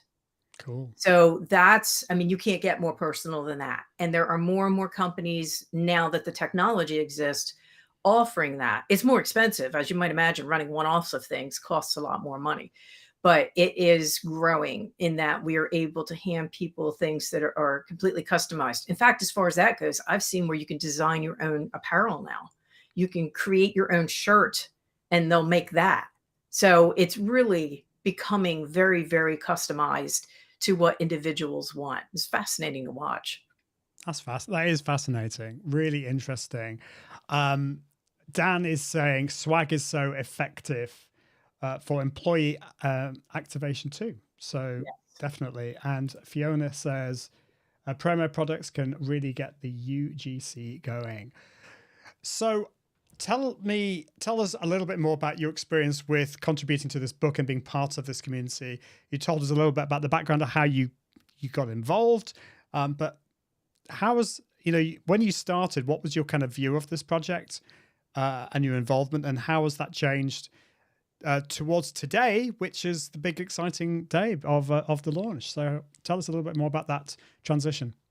It's been such an amazing journey, and I've heard this from other authors too, so I know I'm not alone in this, where I really have had a lifelong goal to write books, and I've got a lot of books in me. I just haven't been writing them. So when Mark said you could write a chapter, I thought, great, I can handle a chapter. So I really enjoyed that. I turned it in rather quickly, and in hindsight, after reading over the proofs later, was like, oh, I would have edited this so much. The perfectionist in me showed up, and I was like, this would be better if I had done it this way or that way. Why'd I turn it in so fast? I was kicking myself. But it was done, and I am a recovering perfectionist. So I said, done is better than perfect. I let it go. And then Mark said, okay, now it's time to read your chapter. And I went, what? Read this now? Oh boy. So I found a closet to read it in to get all the sound things right. And I sounded like a robot because I was speaking so precisely. Like, okay, that's not good. So I tried it again and it was terrible. I think it took me 4 takes before I got one I would send in to Mark to even consider. It was much harder reading my chapter than it was writing it. And I never guessed that that would be the case. Yeah, interesting. So, being part of this community, oh my goodness, it has been so amazing meeting you, meeting all the fellow authors in our different events, knowing I'm going to get to meet some of you in person in just a few short weeks at a book launch party. It's incredible to just be part of that and know that, as soon as I ask a question, we have a network now of all of us who will support each other. It's very incredible. I got to give a shout out to John Aspirian publicly too, because he's part of the reason I ended up in Mark's group in the first place. I think he might have mentioned it was the Rise community in his posts, but the two of them are very tightly tied, and I'm very appreciative that that happened so that I could get into Mark's community and be a part of this. I mean, it's so exciting. It is. It's been amazing, and thank you so much for your contribution. It's been, and it is the community, because that support, that encouragement, but also today doing this live stream, it's just great to. It's funny. We've all been kind of chatting away in Discord, but actually seeing each other face to face, having a proper conversation, is awesome. So thank you, Sandy, for that. Just before I let you go, for people who are just getting started in the world of marketing, have you got any tips on how they should get started? Obviously, they should just buy the book. That's the main thing that they should do. Right. But other than that, what would you recommend that they do? I would say, and I've actually been mentoring a young man who's coming into the digital communications part of marketing. You can never stop learning. Find people like Mark Schaefer, find experts in your particular space, because I mean, marketing is so huge, obviously. I mean, we've cut all these chapters on it. Find the experts in your space, follow them, learn from them, read their books, read more books, take classes. I mean, it's funny because I haven't mentioned this, but my background is not in marketing. I started my career as a teacher. I taught 4th grade for 6 years, and then I stayed home and raised a family and homeschooled. And so to find myself in marketing now was kind of a surprise. I didn't aim to go there. So it also goes to show, though, that you can get the education you need. And particularly today, thanks to the internet and books, you can learn what you need to know to do what it takes to become a marketer, just by committing to learning. So I guess that would be my biggest tip. And don't stop. Oh my word. We've heard it said a couple times today. A lot of what we have written has already changed that fast, because the world of marketing is just evolving at light speed. It is. And I thank you for sharing a little bit of your background, because I think often we can think that we need a set kind of path. So it might be a marketing degree. I know we've had a few authors today who've had marketing degrees, and that's great. And there's a lot of positives from that. So I'm not taking away from that. But equally, you can have another type of background. As a teacher, it might be like yourself, or, I taught and sang as well professionally before I went into marketing. And I think sometimes we've also mentioned imposter syndrome. Sometimes we can think that we need a certain kind of background in order to be successful in what we do. And that's not true at all. I'm sure you would agree. Right. Absolutely. Absolutely. Well, we are out of time. Thank you so much, Sandy. It's been great to chat with you. A reminder of your chapter. Let me get it up on the screen. So chapter 25, how to make promotional products sing. I love this. I haven't got to your chapter yet. I'm really excited about reading about this, because I have dabbled in this world. and I have been boring. So no longer. And Well, I'm here if you got questions. well, there you go. Exactly. And of course, you can buy the book. It is out on Kindle today at a super promotional price of $2.99, or it'll be equivalent depending on where you are in the world. That QR code should take you to the Amazon closest to you, but you can also search for the most amazing marketing book ever in there. I can see we've had a few more scans of the QR code, but it would be good to see a few more in there as well. Thank you so much, Sandy. It's been great to have you on the show. Thank you. It's been a pleasure. Definitely been great. I will put you back into the green room. And yes, if you have just joined, welcome to 24 hours of amazing marketing ideas. As you can see on the screen, we are celebrating the launch of the most amazing marketing book ever. It is a collaborative book with Mark Schaefer at the helm and his Rise community. There's 36 authors.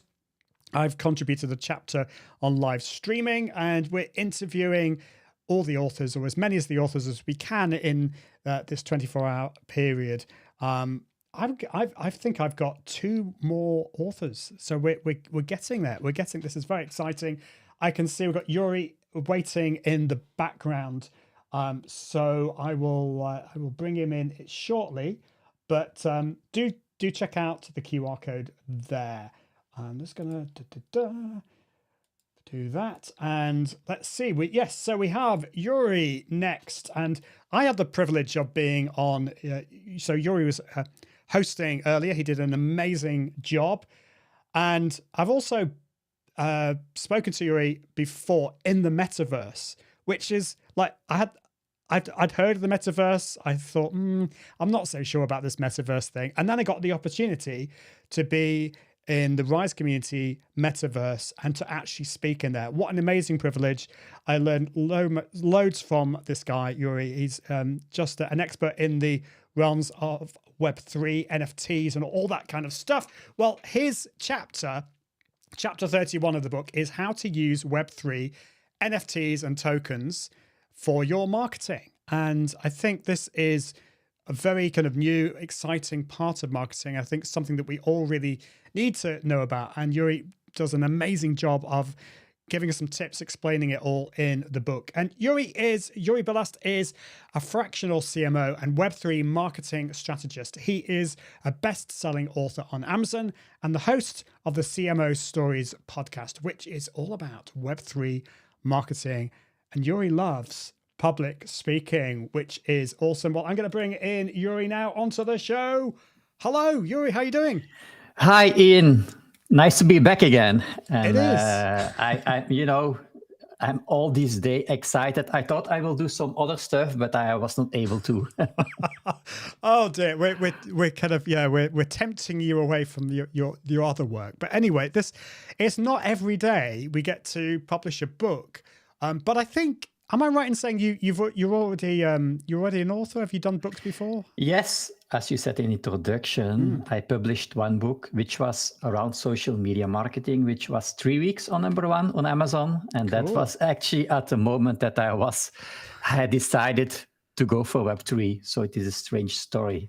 But okay. So you made this. So yes, but that is the problem, isn't it? In marketing, when we pivot, and I've pivoted a few times. You become known for one thing, and then see the temptation is just to stick with that when you actually should be focusing on something else. So this isn't on my list of questions for you, but I am really interested in this. Like, how did you make that switch from that to Web3 and focusing in this? Because basically, like, I can't every time I go like on LinkedIn or somewhere and I want to know about Web3, I see your face.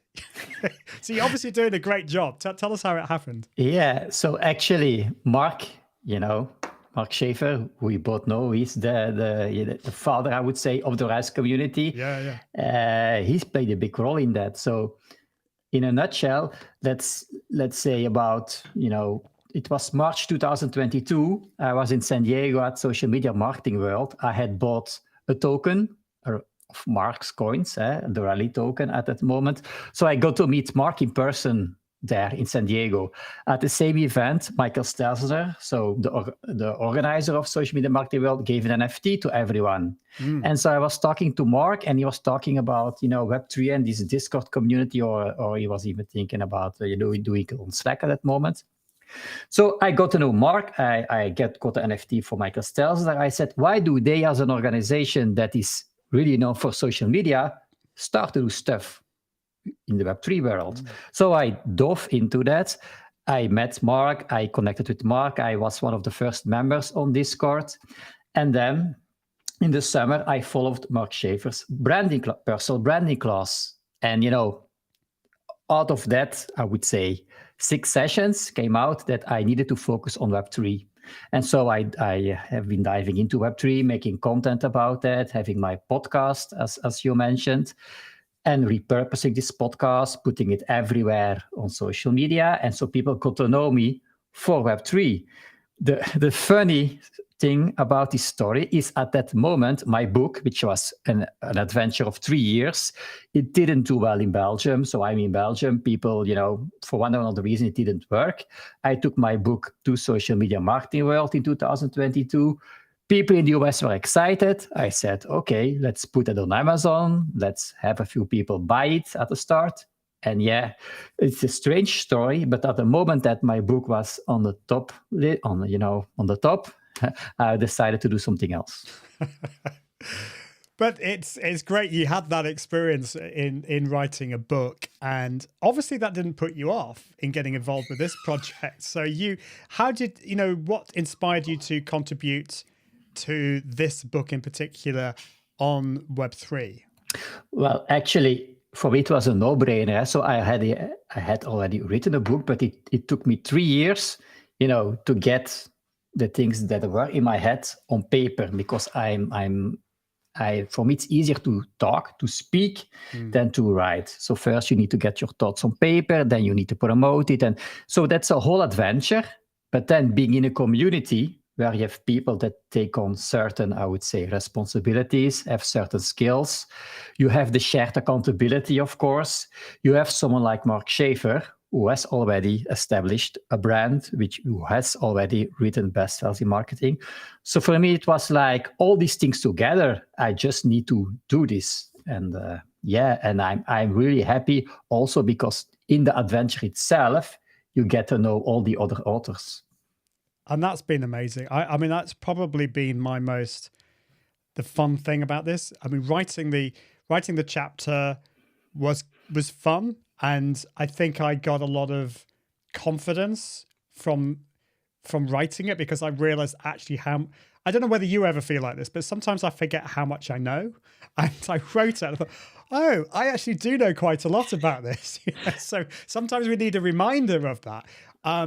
So I'm fascinated by Web3 and all of this stuff, but it is quite a complex world. There's a lot of people. I talk to my kids, talk to my wife, talk to my friends about NFTs.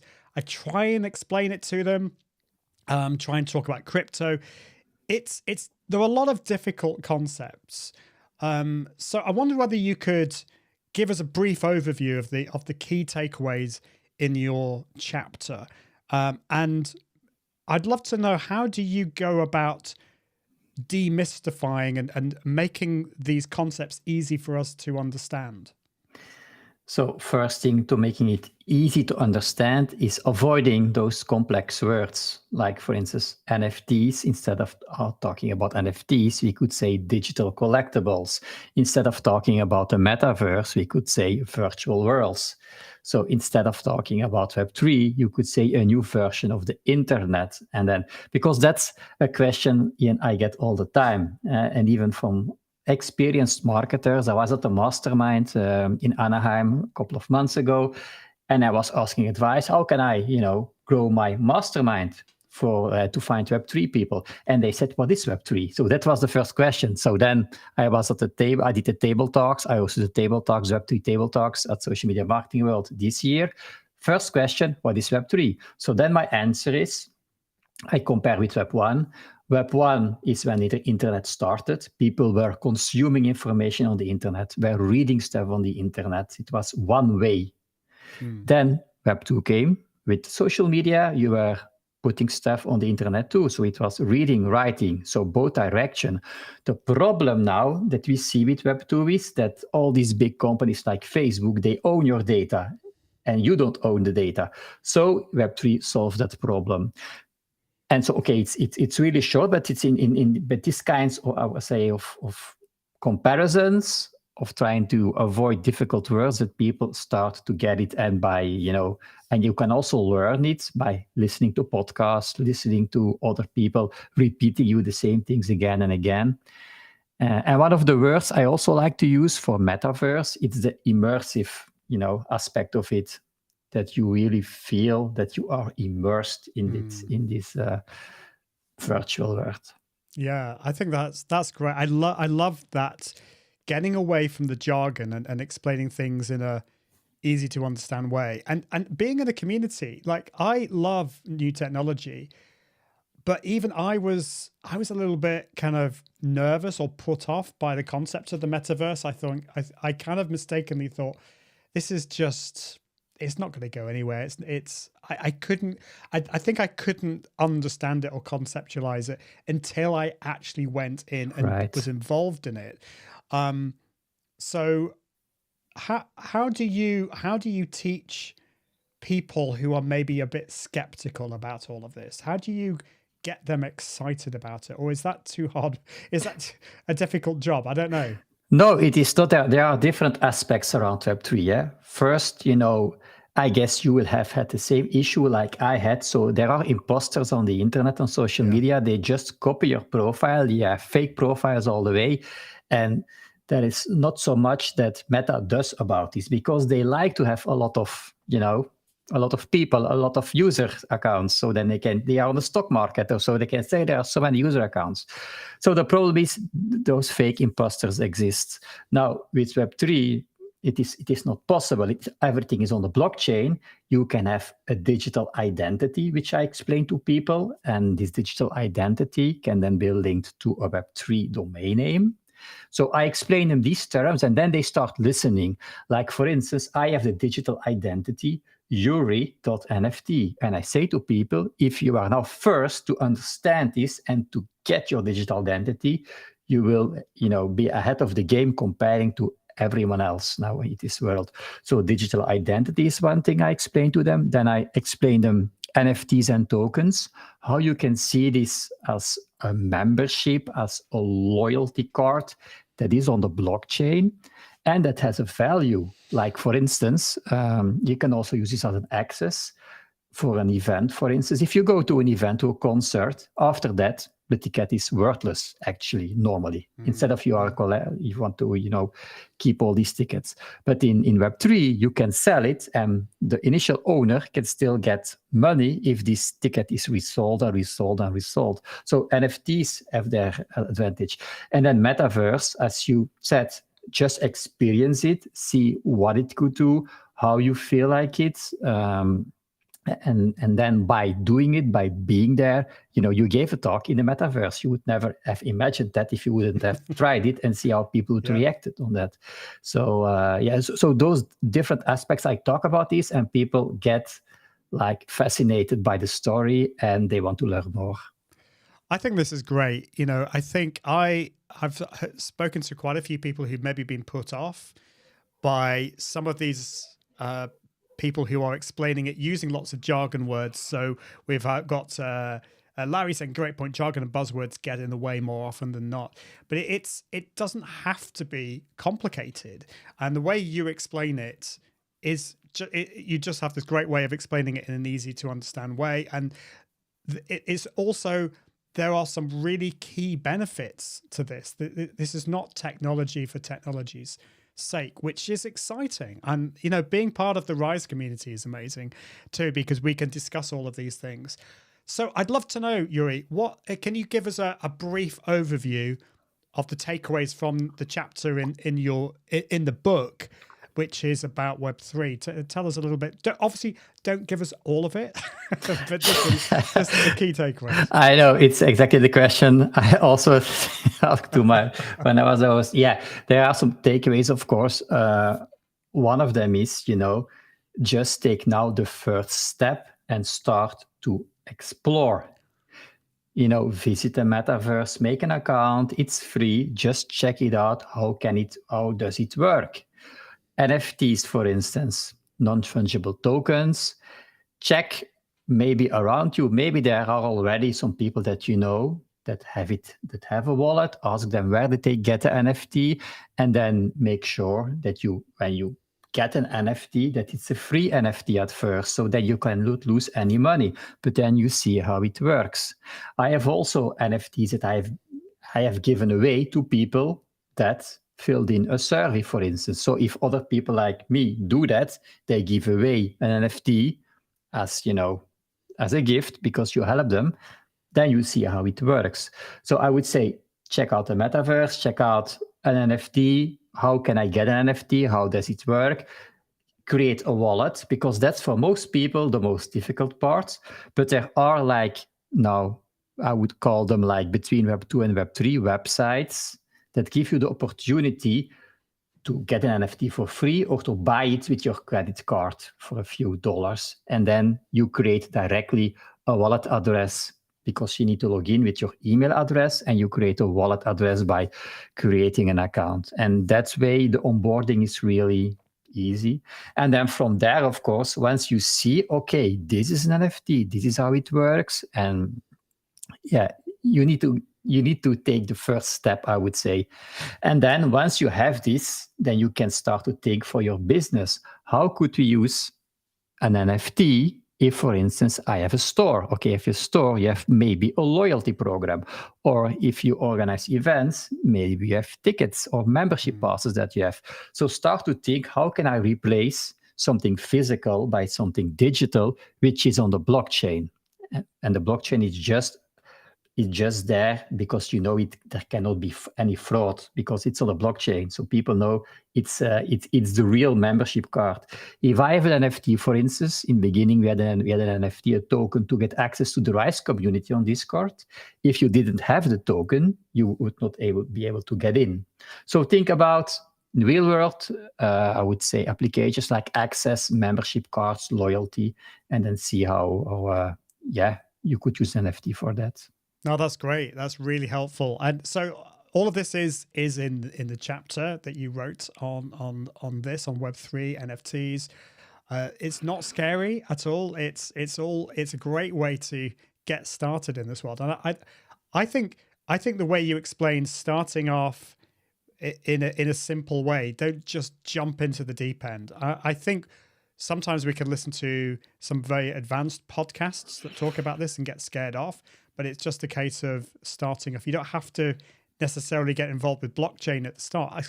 Because I didn't realize, actually, Yuri, that you could just buy NFTs using a credit card. Or obviously, you can get free ones as well. So I wanted to ask you, so you told us a little bit about how you got into Web3. But I'd love to know a little bit about how you... what was your significant learning experience? What helped you become an expert in this? Because this is still fairly new technology, a very new part of marketing, and it feels a bit like the Wild West. It's kind of new. So how did you get started? How did you get to where you are today? So I had an advantage of my background. So I had in the past, before I went into marketing, I had a business intelligence company, consulting company. So I understand IT and tech. Also, I had an investment club. So I understand the financial markets and how they evolve. And then I've been into marketing already for quite some time. So for me, marketing and IT and finance come together in Web3. And then when I heard about these concepts, it's easier for me to fast understand everything comparing to, someone that comes from a whole other background. So what did I do? So I was talking to people. I was starting to invite people on my podcast from the Web3 space. So before that, I was just inviting people a bit from different kinds of, niches. But then I said, okay, now I just invite people from the Web3 space. And by talking to those people, every time asking the same questions, getting different answers, listening to podcasts myself, being in the network, talking to people, discussing, and just trying out stuff. Like, I was in Mark's community, and Dan was the guy that said, let's do a book project. Like, I was a guy that said, let's do events in the metaverse. And Mark said, yeah, let's do this. So and it's your fault again for the metaverse. Yeah. So and I just said, let's do this. And because it was a safe environment to learn, and because of that, those different aspects came together and made me, make a maneuver to really go fast and really get that people knew me in the space, and because I was connecting with them. So now if you talk to someone, they will say, oh, Yuri, yeah, I know him because I talked to them. Yeah. Well, so we've got lots of these people to blame. But I wonder what the next thing is going to be, an NFT creation project or something. Fiona says Cowboy Yuri. So yes, it is the Wild West, and you make it much easier to understand Yuri and take away the fear. And I think that's true. There is an element of fear with this. I think you've done a really good job of explaining how we can get started with this. I'd love to hear from you some more ideas on how businesses, and maybe smaller businesses, because I think the bigger businesses like Nike, we've talked about Nike before. Yeah, they've probably got bigger budgets. They've got bigger marketing departments, but can small, medium-sized businesses use Web3, the metaverse, NFTs? I assume the answer is yes, but can you maybe give us some examples on how they can use them? Like I mentioned already, the loyalty card or the membership card, you could do the same thing. You don't call it an NFT, you just call it a digital membership card. If you have, for instance, a small sports center or fitness center, you could do this instead of like a regular membership card. It could be a digital one. The same thing with someone who sells, as a physical store, who sells clothes or whatever. That could also be like an NFT. If you have a restaurant and you want to organize events in your restaurant, you want to start up a networking club, for instance, you're an entrepreneur, then you could use an NFT as a membership card, and also something that's visible on the blockchain that people are proud to share. And you could use the aspect of scarcity, to have people want to get the NFT and show them to their friends, so that they are proud to show it and being ahead of the game, because now they have an NFT, but it's linked to their favorite maybe store in the village where they live or something else. So membership, loyalty are for me the two things that you could use it. Also access to everything that you organize or that you want to gate, you could use an NFT for this. With an NFT, you could see an NFT actually as a badge where you add a kind of logic to it. So if I have your NFT, Ian, you could add a rule like if then else. For everyone that got the NFT in their wallet, they have access to special course about live streaming on my website. But without the NFT, you don't have the access. It could be like a premium layer or something really special that you limited. And because it's really limited, people can see it. It could make sense. So these are one of the options. There are many options, of course, but just think of not specifically on an NFT, but think of something digital, access, membership, loyalty, and then that's first, because it should be useful. Don't have an NFT project just because you want an NFT project. There has been a time when people just bought every NFT. Of course, if you are an artist, for instance, and you can create art, that could be a possibility that you sell something as an NFT, but then the NFT, again, can also be a proof of ownership that you own that specific art. No, that's really interesting, and I think this is the problem that still a lot of people think that NFTs is just digital art, and I have to admit, I used to think that it's just, why are these people buying these pixelated images of cats and things? But it's you did a really great job of explaining, like, it's not, it's much more than that. It's these rules behind it, and you can give people access, and then you can change that over time, and that blows my mind. I think this is so interesting and exciting, and small businesses can use that as well, which is great. So how would a company, a small business who loves they might be listening in today, how would they go about doing that? They've got a really good idea, but it just seems a bit too complicated. Yeah, of course. And yeah, at first they need help. Like first they need to understand the idea, and then they need a way to put this NFT out there. There are a couple of platforms that exist that make it easy for you, but then still it's best to talk to someone that has already done it. Now, that's what I'm trying to do with my masterminds. There are people in there that are entrepreneurs that have a business but want to use Web3. So they come in my mastermind because it's more interesting for them to discuss with peers, like also we do in the Rise community, and that I help them instead of hiring an expensive agency. Because if you are a business owner, you just want to, get your stuff done. Or the alternative is, of course, that you try to understand, that you take a course, that you try to understand everything and apply it yourself. The thing I would say is just don't make it too complex. Start with a simple idea. Try to see how you could do it. Try to see, can you do it yourself? Do you know someone that can help you? Can you join a community where people are doing it?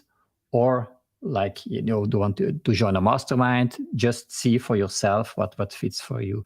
But I would first try to understand it myself and see how you could do it before you delegate it. Definitely. So I think you've kind of answered part of my next question, which was common mistakes that businesses make. And maybe one of them is overcomplicating it, trying to do it themselves. Are there any other common mistakes in the Web3 world that you see businesses making? Well, yeah.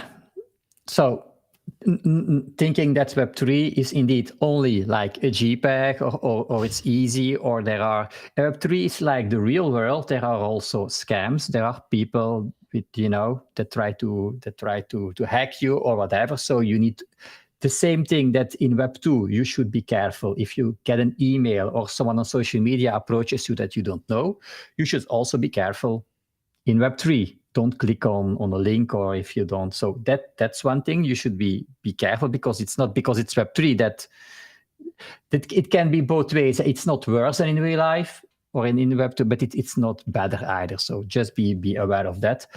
And then, and if you start with something, just, think it over, but don't think it too much. Just make something where you know that the risk is limited and try it, because if you wait too long, you will. And if you have yourself an NFT project, that's what I learned. Just first NFT, give it away for free to people, so that there is no friction, because you just give it away. If you ask people to buy it, even with their credit card, they maybe, are not feeling really comfortable with it because it's something they don't know. But if you give it to them, then they get to learn it, then they get to know it, and maybe they will come back. So that's also an advice that I would give. And if you make it like really complex, if you want to have an NFT with a lot of utilities, they call that, a lot of value, services linked to that, maybe it's good to talk to a lawyer or someone who really understands what they are doing.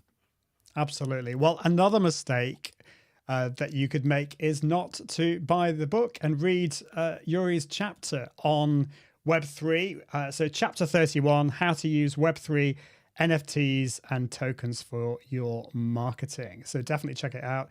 It's an amazing chapter. Thank you, Yuri, for that. And we're almost out of time. It's just gone so quickly. I know you had this experience earlier, didn't you? Yes.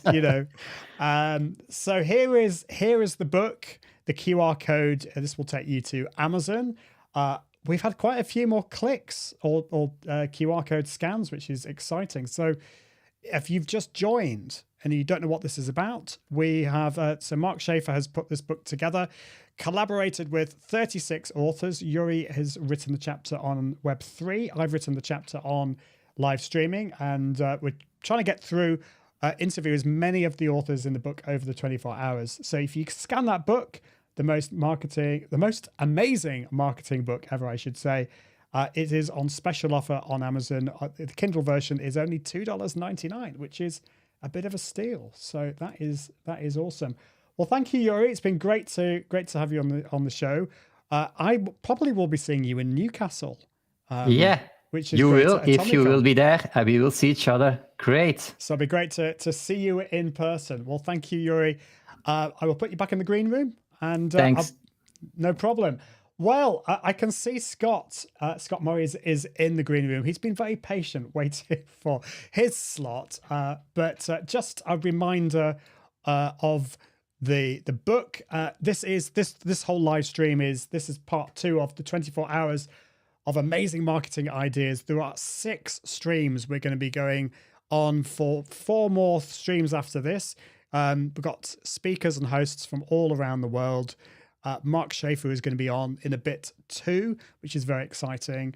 So do check that out. The Instant Replay Hub is definitely worth looking at. If you can't stay up for the whole event, if you can't stay up for 24 hours, I'll let you off. But you can scan this QR code and get access to all the videos, the replay with the Instant Replay Hub. So do scan that. That would be cool.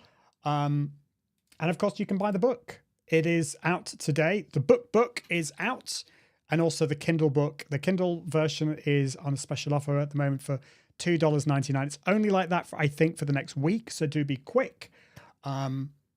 But enough of me gibbering. It is time to bring in my final guest of this segment for part 2, and that is, let's get it on the screen, Scott Murray. And I don't think Scott and I have not actually had the pleasure of talking yet, so I'm excited to meet him. Scott has written a chapter on chapter 4, Consumer Behavior, Arriving in a New Marketing Era. And Scott is, otherwise known as the Communication Craftsman, combines over 20 years of content marketing experience and extensive communication education to help companies build better connections with their most important audiences. Let's bring in Scott onto the show. Scott, welcome. How are you doing? I'm doing great, Ian. How are you? It is good to connect finally, and might as well be on a live stream podcast. What better way? Well, it's very typical marketing thing. We don't meet people in real life, but That's right. we meet them on a live stream. We will find a way.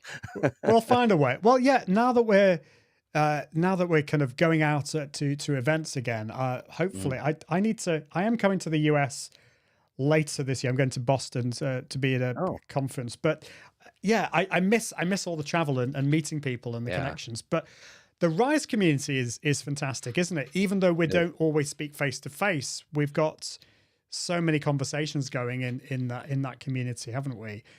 Which is great. So I'd love to know, Scott, how did you get to be involved in this kind of mad project of the book, which is quite a big thing to get involved with? First of all, have you had experience writing books before? Was this your first experience, or and maybe tell us a little about how you got started with it? Yeah, it is my first involvement in working on a book or being published in this way. And it's good timing because this was right around the time where I was already thinking about looking into that. I had attended some sessions at marketing conferences and things about going the book route. It is something that I still want to do past this. But this was a great first step and a great experience to learn so much. But also, this is that, as you're just pointing out, I mean, it's one thing to have a chance to read a book. Or to write a book. It's a whole nother thing to be able to have the opportunity to collaborate with so many other really insightful people and say that you were a part of something like that. So it's really an honor for me because I've been in marketing for like you mentioned, for quite some time. And for, I'd say, just a little bit over the last 10 years, I've been following Mark's great work. So when he launched his personal branding masterclass, that was right around the time I was going out on my own. So I said, well, how would I not want to do that? So I got involved in that, which gave me an opportunity not only to learn a little bit about that, but also meet him for the first time and talk about what I was doing. And there's some parallels in our interests as far as it relates to marketing and being human focused and people focused. So there's some really good synergy there. And it was just really great to get to know him over the last year. And when this project came up, it would have been kind of challenging to write about the importance of communication and marketing. I think that's the other project that I was mentioning that I'm thinking about. I mean, I don't know if you could fit that into one chapter. So Mark was like, well, hey, how about consumer behavior? Would you be comfortable with that? And I said, yeah, because that's the other side of the equation. Those are the people that are making the demands of what they want to hear and what they want to get from you from a communication and messaging standpoint. And it also allows people to have an opportunity to see kind of how they're shaping that in our industry. So it still fit into my expertise, and I'm glad we were able to figure out a way to kind of hone in on a very important part of that equation, because I think it will complement really well all the other great advice that's being shared in the book. Because if you have an idea of kind of how consumers are driving things today, it'll really help you apply a lot of the other things you're seeing in the book. Definitely. And we're all experts in our field, but we can't be experts at the same level in everything. And that's what this book kind of does. It just, it's so detailed. And I think part of the problem is, and you kind of alluded to this, is it's really difficult to kind of concentrate all of what we know into just one chapter and 10 points as well. I was also like, it's your experience as well. I think one of the really cool statistics about the book, I think I'm right in saying that if you combine all of our marketing experience, it adds up to like 750 years or something mad. Yeah. So like, I think you've contributed quite a lot to that big number with your 20, is it 20 years, 25 years, whatever it was? Yeah, and what's funny is, so much about what I talk about involves just how things have changed and how things have evolved. And I can say that I've witnessed a lot of that just in the 20 years that I've been doing this. I mean, I was the last person in my college class in 1998 when I was getting my bachelor's in video production that was still doing analog video editing. And then my first couple of jobs were still in print, where we were still writing ads for newspapers and magazines and doing audio advertising in the phone book, and how I've had to kind of evolve what I knew into things like digital marketing, social media, blogging, podcasting, and everything today. So, yeah, I mean, I think that's an example of just how much has changed and how much continues to change. That's the thing; it hasn't slowed down at all. So it's probably sped up quite a bit. Yes, it has. I mean, I suppose you don't really want to have a job in the world of marketing if you like the world to stand still. No. You're not going to be a very happy person. That's a great way to put it. Well, if you've just joined us, or if you've been watching for a while, we'd love to hear from you. Do comment if you've got any questions for Scott or for myself. Do put them in there. Don't be shy. But I'm going to ask Scott. Scott, tell us a little bit more about your chapter. So it's entitled. This is chapter 4. I bought the Kindle version this morning. I've ordered the book. I can't wait. It's going to arrive on Friday. But your chapter 4, Consumer Behavior, Arriving in a New Marketing Era. Can you give us a brief overview of the key takeaways from the chapter? Yeah, I mean, so I was talking about how I've had to evolve and keep tabs on things, and that even includes learning from experts, a lot like the people that we have in this book. And I remember when I was doing some research and doing some coursework, even through Coursera, Northwestern University was putting out these great modules on what's happening in digital marketing. And the key takeaway there, back when I was first getting kind of introduced to these trends, was marketers are no longer in control of what's happening out there. The consumers are now in control of what's happening out there. And part of it, you see that in how they block, ignore things. They can scroll past things. If it doesn't resonate, they move on, go look somewhere else. And the idea is, I kind of opened the chapter with something that I thought Brafton did a great job of explaining, which is kind of breaking it into eras. So they said that, the 80s and 90s, back when marketers could rely on captive audiences and radio and television to just, spam whatever they're telling you or communicate one way to you and just hope that you remember next time you're at the store to go buy something or pick up the phone and call. That was called the marketing era. They literally just called that the marketing era. Ads could do the talking for them.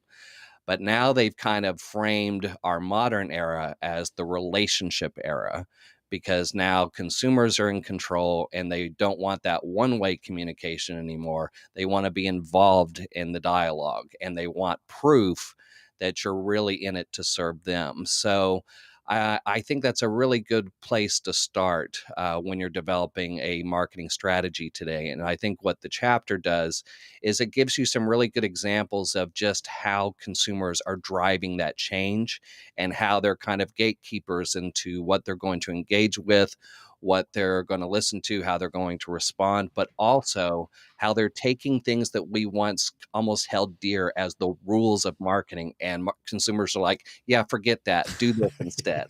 And I think it really helps people get a better understanding of just how much they're driving everything in the marketing space, and how, as marketers, we have to be willing to evolve and engage in ways that they want us to. I think we've heard this before. We hear about humanized messaging and humanized marketing, but I think a good starting point is really getting a chance to look here and see just exactly what that means by some of their behaviors and some of the things that are happening out there. Really fascinating. Yeah. So I suppose for businesses who know they need to change, but maybe are a bit reluctant, part of that shift has to be a mindset shift. I would say, and part of it needs to be education. They need to kind of learn more. But it strikes me that part of it is just the ability to listen to your customers. How is the best way to do that? I mean, in some ways it seems simple, just listen to what your customers are saying, but have you got any thoughts on that, of how different businesses can actually listen to the messages that their audience and their customers are saying? Because how can you change your marketing if you aren't listening to them? I mean, I actually had a chance to talk with Frank and Marcy recently about their chapter on marketing research, and we talked about how that can kind of cross over in ways to engage with your audience through email, social media, especially. I mean, when you think about how many companies are utilizing social media as a rotating billboard to promote, I mean, that's the very thing that, we all see every day, and it's easy to ignore. But once you start seeing people out there finding ways to ask questions, whether it's polls or questions or conversations they're having on social media, there's a lot of ways to get insight there. Developing a more community-focused marketing plan, which Mark talks about in his new book about community marketing and belonging to the brand. There's opportunities there for not only for you to have conversations with your consumers, but they can also have an active role in what's happening with your products and services. I used to work for a company that regularly would hold digital events and live events, and they always had surveys where they were asking people questions about not only what was being shared, but what they were concerned about and things like that. And you can build off of that. I also think it's really important that sales and marketing talk to one another, because I've seen situations where marketing thinks this is what people want, and sales says, that's not what we're hearing. So that's also, I think, a really important element of getting to know your consumers. But a big part of marketing sometimes too is just testing different things. And if you're trying to find new ways to engage with them, communicate with them, and you try this and you get a little bit of a response, but you try this and it really, really works, it can really kind of start the foundation for evolving into more of a humanized marketing strategy. But also now suddenly your consumers realize, that you're doing more than just out there selling. Yeah, that's so important. Really, really helpful. So you've obviously had this long career. You told us about what you were, you could have with analog video and ads and phone books and all that kind of stuff. And Yeah, now we're in this world, we've just interviewed Yuri talking about Web3 and NFTs and all this kind of stuff. It'd be kind of interesting to go back into a time machine and tell the old you about all of this stuff. And totally, but totally how, true.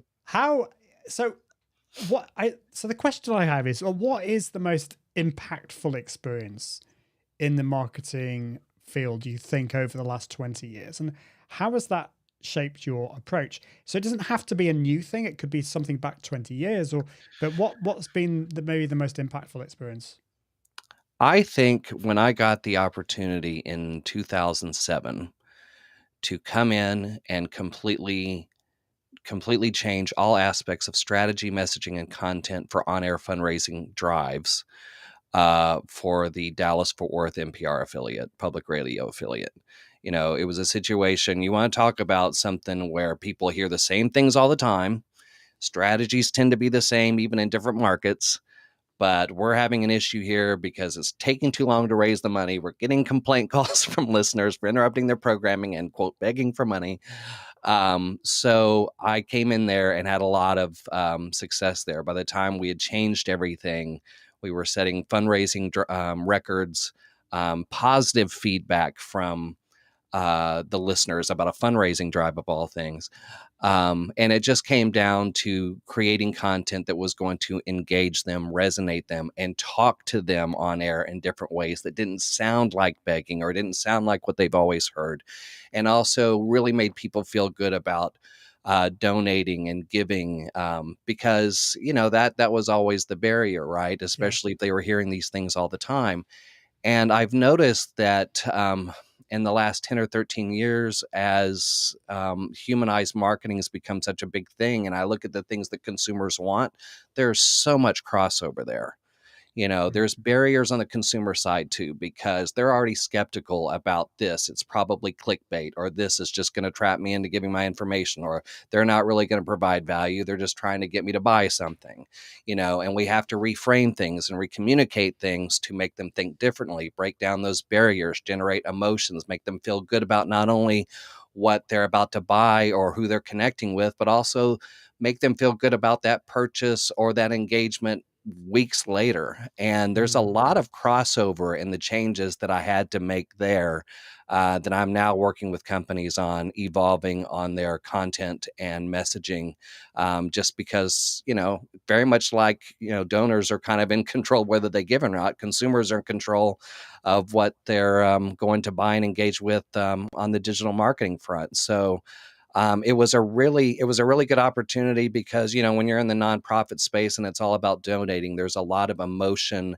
and thought that goes into that process. And that's what's going on out there today. So that was a really good primer for what a big part of my career was going to become after that. That's cool. So Frank is saying, we love the synergy between our chapter and Scott's, which is cool. It just shows you the beauty of working with others in a community.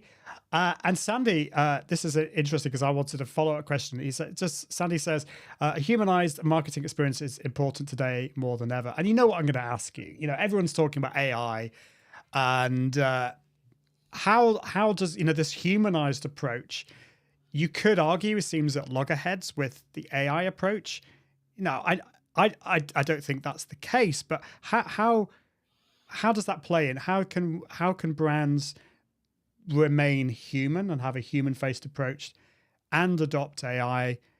Can you help us navigate this world? Yeah, I think the key with AI is, first off, there's still lots to learn. And I think it's kind of ironic how, as we talk about it in the humanized context, that one of the key things I've been talking about before AI became what it really is today, as far as a hot topic, is not being over reliant on technology to a fault. So it's like, that's why you see so many great experts on LinkedIn saying things like, don't use AI to just write your blog post or write your web content or do everything for you, while you sit back and say, all right, done. And part of that is because I think, there's a lot that we can still offer that are just unique as human beings. And I think we still have to have that. I think AI can help us kind of frame it, or make us or help us understand how maybe a direction to go or how deep to go. But I still think that brand voice, that proof that we are human and we are wanting to make a human connection with the people we're trying to help, is really important. And I think people are still working on ways for, even when you talk about things like chatbots, to come up with experiences that at least feel, if not human, then a genuine attempt to help somebody else, and not just a trap to route them to a cell. Yeah. And I think that's kind of important in the grand scheme of things. So I think just like automated social media, there's a place for it. You can use it, but an over reliance on it will work against you, and your competition may notice that. And if they're the ones that start to engage more on the human level, getting those people back after you lost them would be very difficult. So I think there has to be a balance. Yeah, I totally agree. It's AI is here to stay. I think it's something that we should be using, but I agree with you on the whole content creation thing. I'm using AI to help me with ideas for blog posts and maybe structure, but I'm not comfortable in getting it to write the whole thing. I just don't think that that's useful. Although, or I don't think that's authentic. I don't think that's being human. But sometimes I will use AI to kind of go over a paragraph and maybe simplify it and come up with ideas. So Sure. maybe that's the way to use AI. And it's obviously something that we have to keep our eyes open and monitor. So that kind of brings me on to the next question, which is how do we as business owners, as marketers, and I think the majority of people watching today live, watching the replay in the future, or reading the book, or listening to the book indeed, are going to be business owners and marketers. How do we stay ahead? Because as you said, marketing is changing. It's changing more rapidly than ever. How do you stay ahead and get ahead of the curve and know what's happening? I have just done everything I can to keep tabs on how quickly things change. I never think that I've figured it all out. I feel comfortable about enough of what I know to be able to help, but the only way I can continue to do that, how I'm helping people today might be completely different 3 or 4 years ago. There's probably going to be some things that are the same, but who knows what will change, and I just need to keep tabs on that. But even just in the last few years, I've tried to do a lot more to gain insight that will help me help others. That really is what drives me. Even in the days when I was working at that station, we had a conference every year to learn strategies and things. And then when I would try something the station would work, the first thing I'd want to do is go to that conference and help other stations learn what I figured out to help them out. So in recent years, I've gotten better about finding more time to read. There's so many good books out there, but there's also really good thought leadership on LinkedIn. And even though I got my bachelor's in '98 and I'd been doing those courses on Coursera, I just decided, you know what, I'm just going to take everything that I know and everything that I'm seeing and try to reinforce it in another way. So in the last year, I went online and got a master's degree with a focus on professional communication. So we're talking about communication in the areas of marketing, PR, crisis communication, social media, things like that. And that was great because it did one of two things. It reinforced some things that, kind of validated what I was seeing, but also showed me just how many other areas that the things that I'm learning are applied. I didn't realize the crossover of humanized communication, knowing the audience, how much that also applied to things like crisis communications, for example, and how view of the response and the preparation internally is very similar to some of the things I talk about just with straight up marketing. But the other thing that was really fascinating about it, I was just talking about books and thought leadership and videos that we can find. There's also some pretty deep academic studies out there that you can find. I know they're sometimes tough to read because they're written in a very academic language.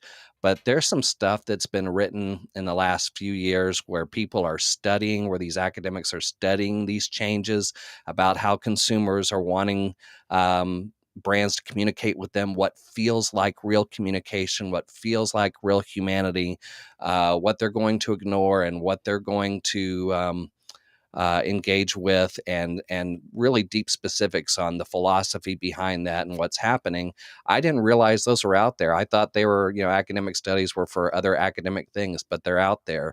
And that really provided a lot of extra depth to my background, and it really helps me provide a lot more specifics and insights when talking with clients and companies about what's happening out there.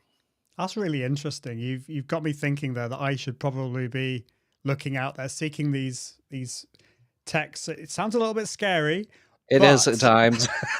But, so Mark is here and says, Mark Schaefer, he says, Rise community has become my university. It's how I stay on top of things. And I suppose, like, if you are reading one of those academic texts and there's something that you don't understand, it's great to go back to the Rise community, and someone once said, I don't know who it was, said, if you are the smartest person in the room, you're in the wrong room. And I feel in the Rise community, I feel like I'm just surrounded by incredibly smart people, and I can learn so much. And I think the other thing I find about the Rise community, you think, if I'm around so many smart people, I would feel really, well, stupid, and maybe that there's like, I'm going to ask a silly question, but everyone's really caring and everyone's wanting to learn together, and I think everyone knows that we're all still learning, because I think that's somebody else once said that if once you stop learning, you may as well give up. Yeah. So I think that's really, really helpful. So we're almost out of time, Scott. I just wanted to, for new business owners or new marketers, I suppose I should say, what are the essential skills that you believe are necessary for marketers to succeed in today's wild world?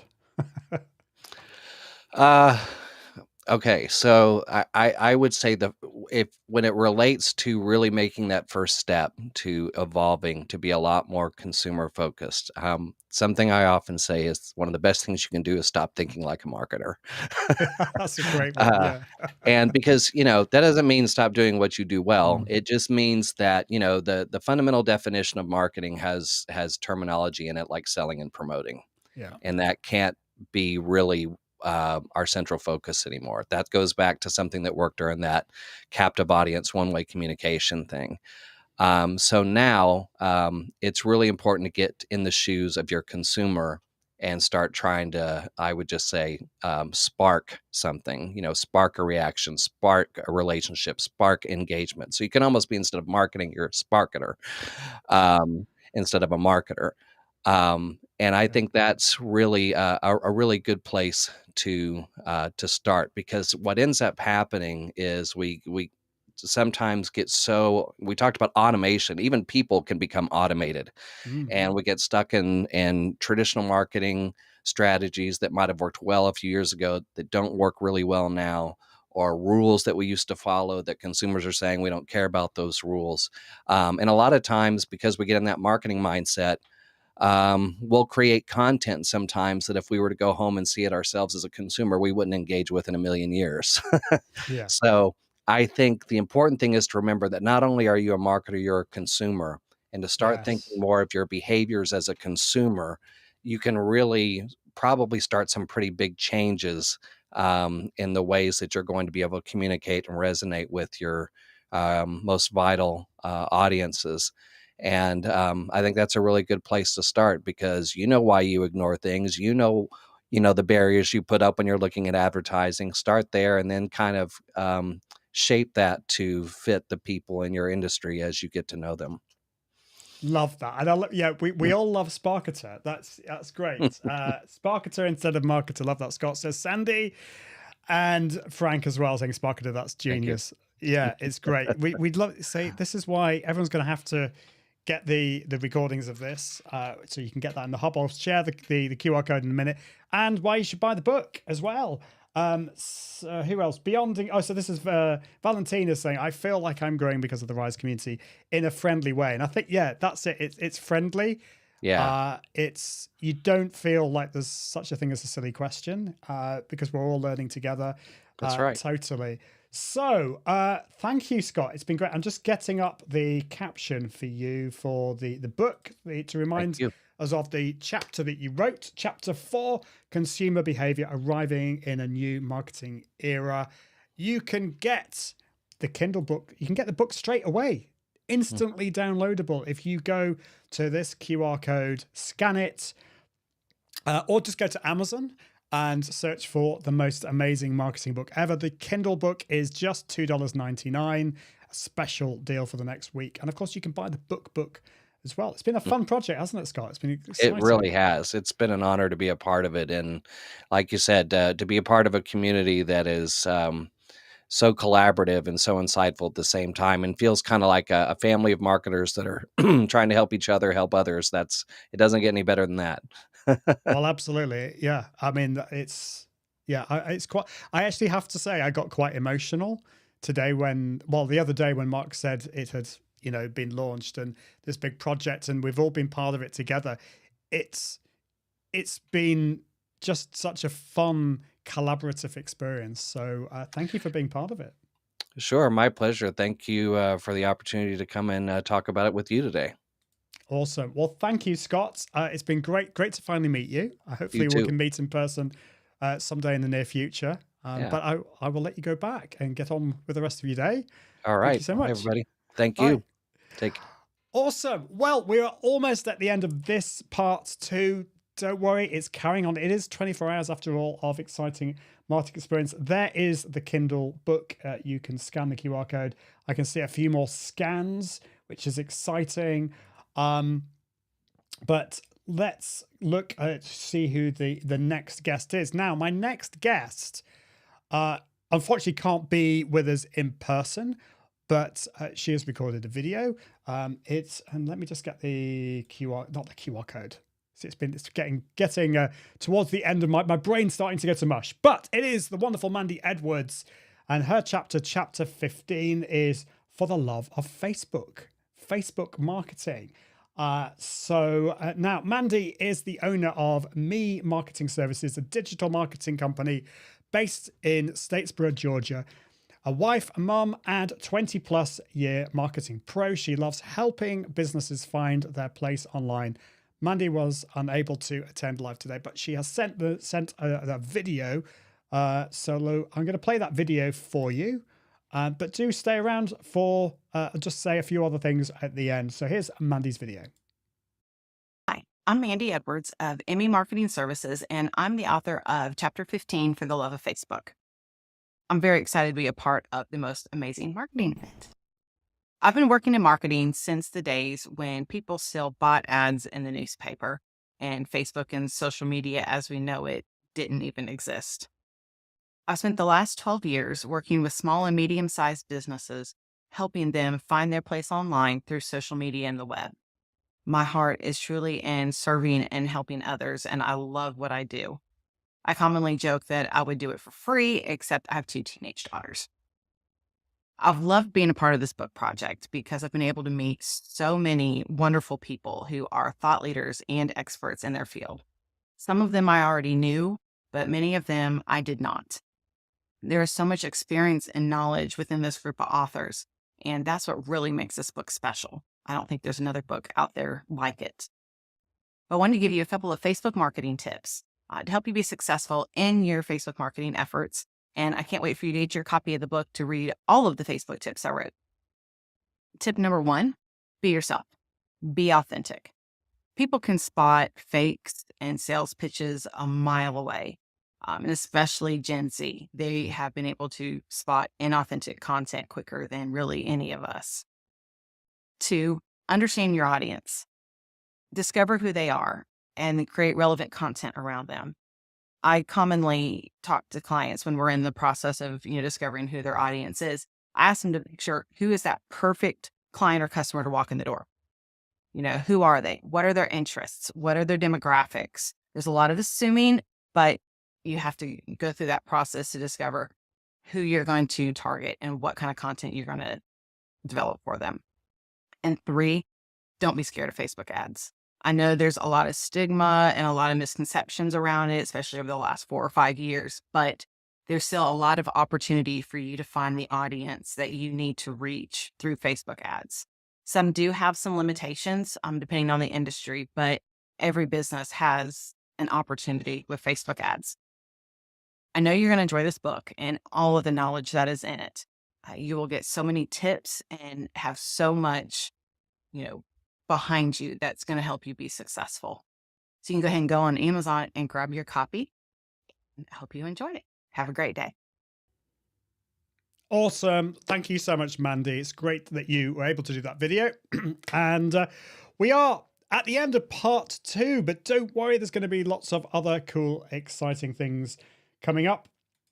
If you want to get the replay of this, if you want to get the videos, just scan the QR code on the screen and you can get access to the Instant Replay Hub. And you can sign up with your email. We'll just keep you up to date with what's happening in the book world.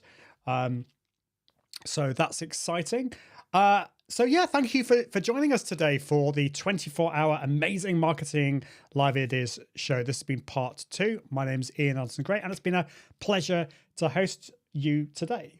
Thank you so much for joining in. And of course, if you are watching the replays, I hope you've really enjoyed it so far. I also want to thank the guests that I've had on this part. It's been great to meet you all. I think you've all done fantastic. And of course, you can let me go the right way. It's this way, isn't it? Yeah, there we go. I need to put my finger the right way. I need to remind you that you can buy the Kindle version of the most amazing marketing book ever at a special price of $2.99. We'd love if you could leave a review on Amazon. All you need to do is just scan the QR code. That should send you to the correct Amazon for you. But of course, you can also just search for the most amazing marketing book ever as well. So that would be really awesome.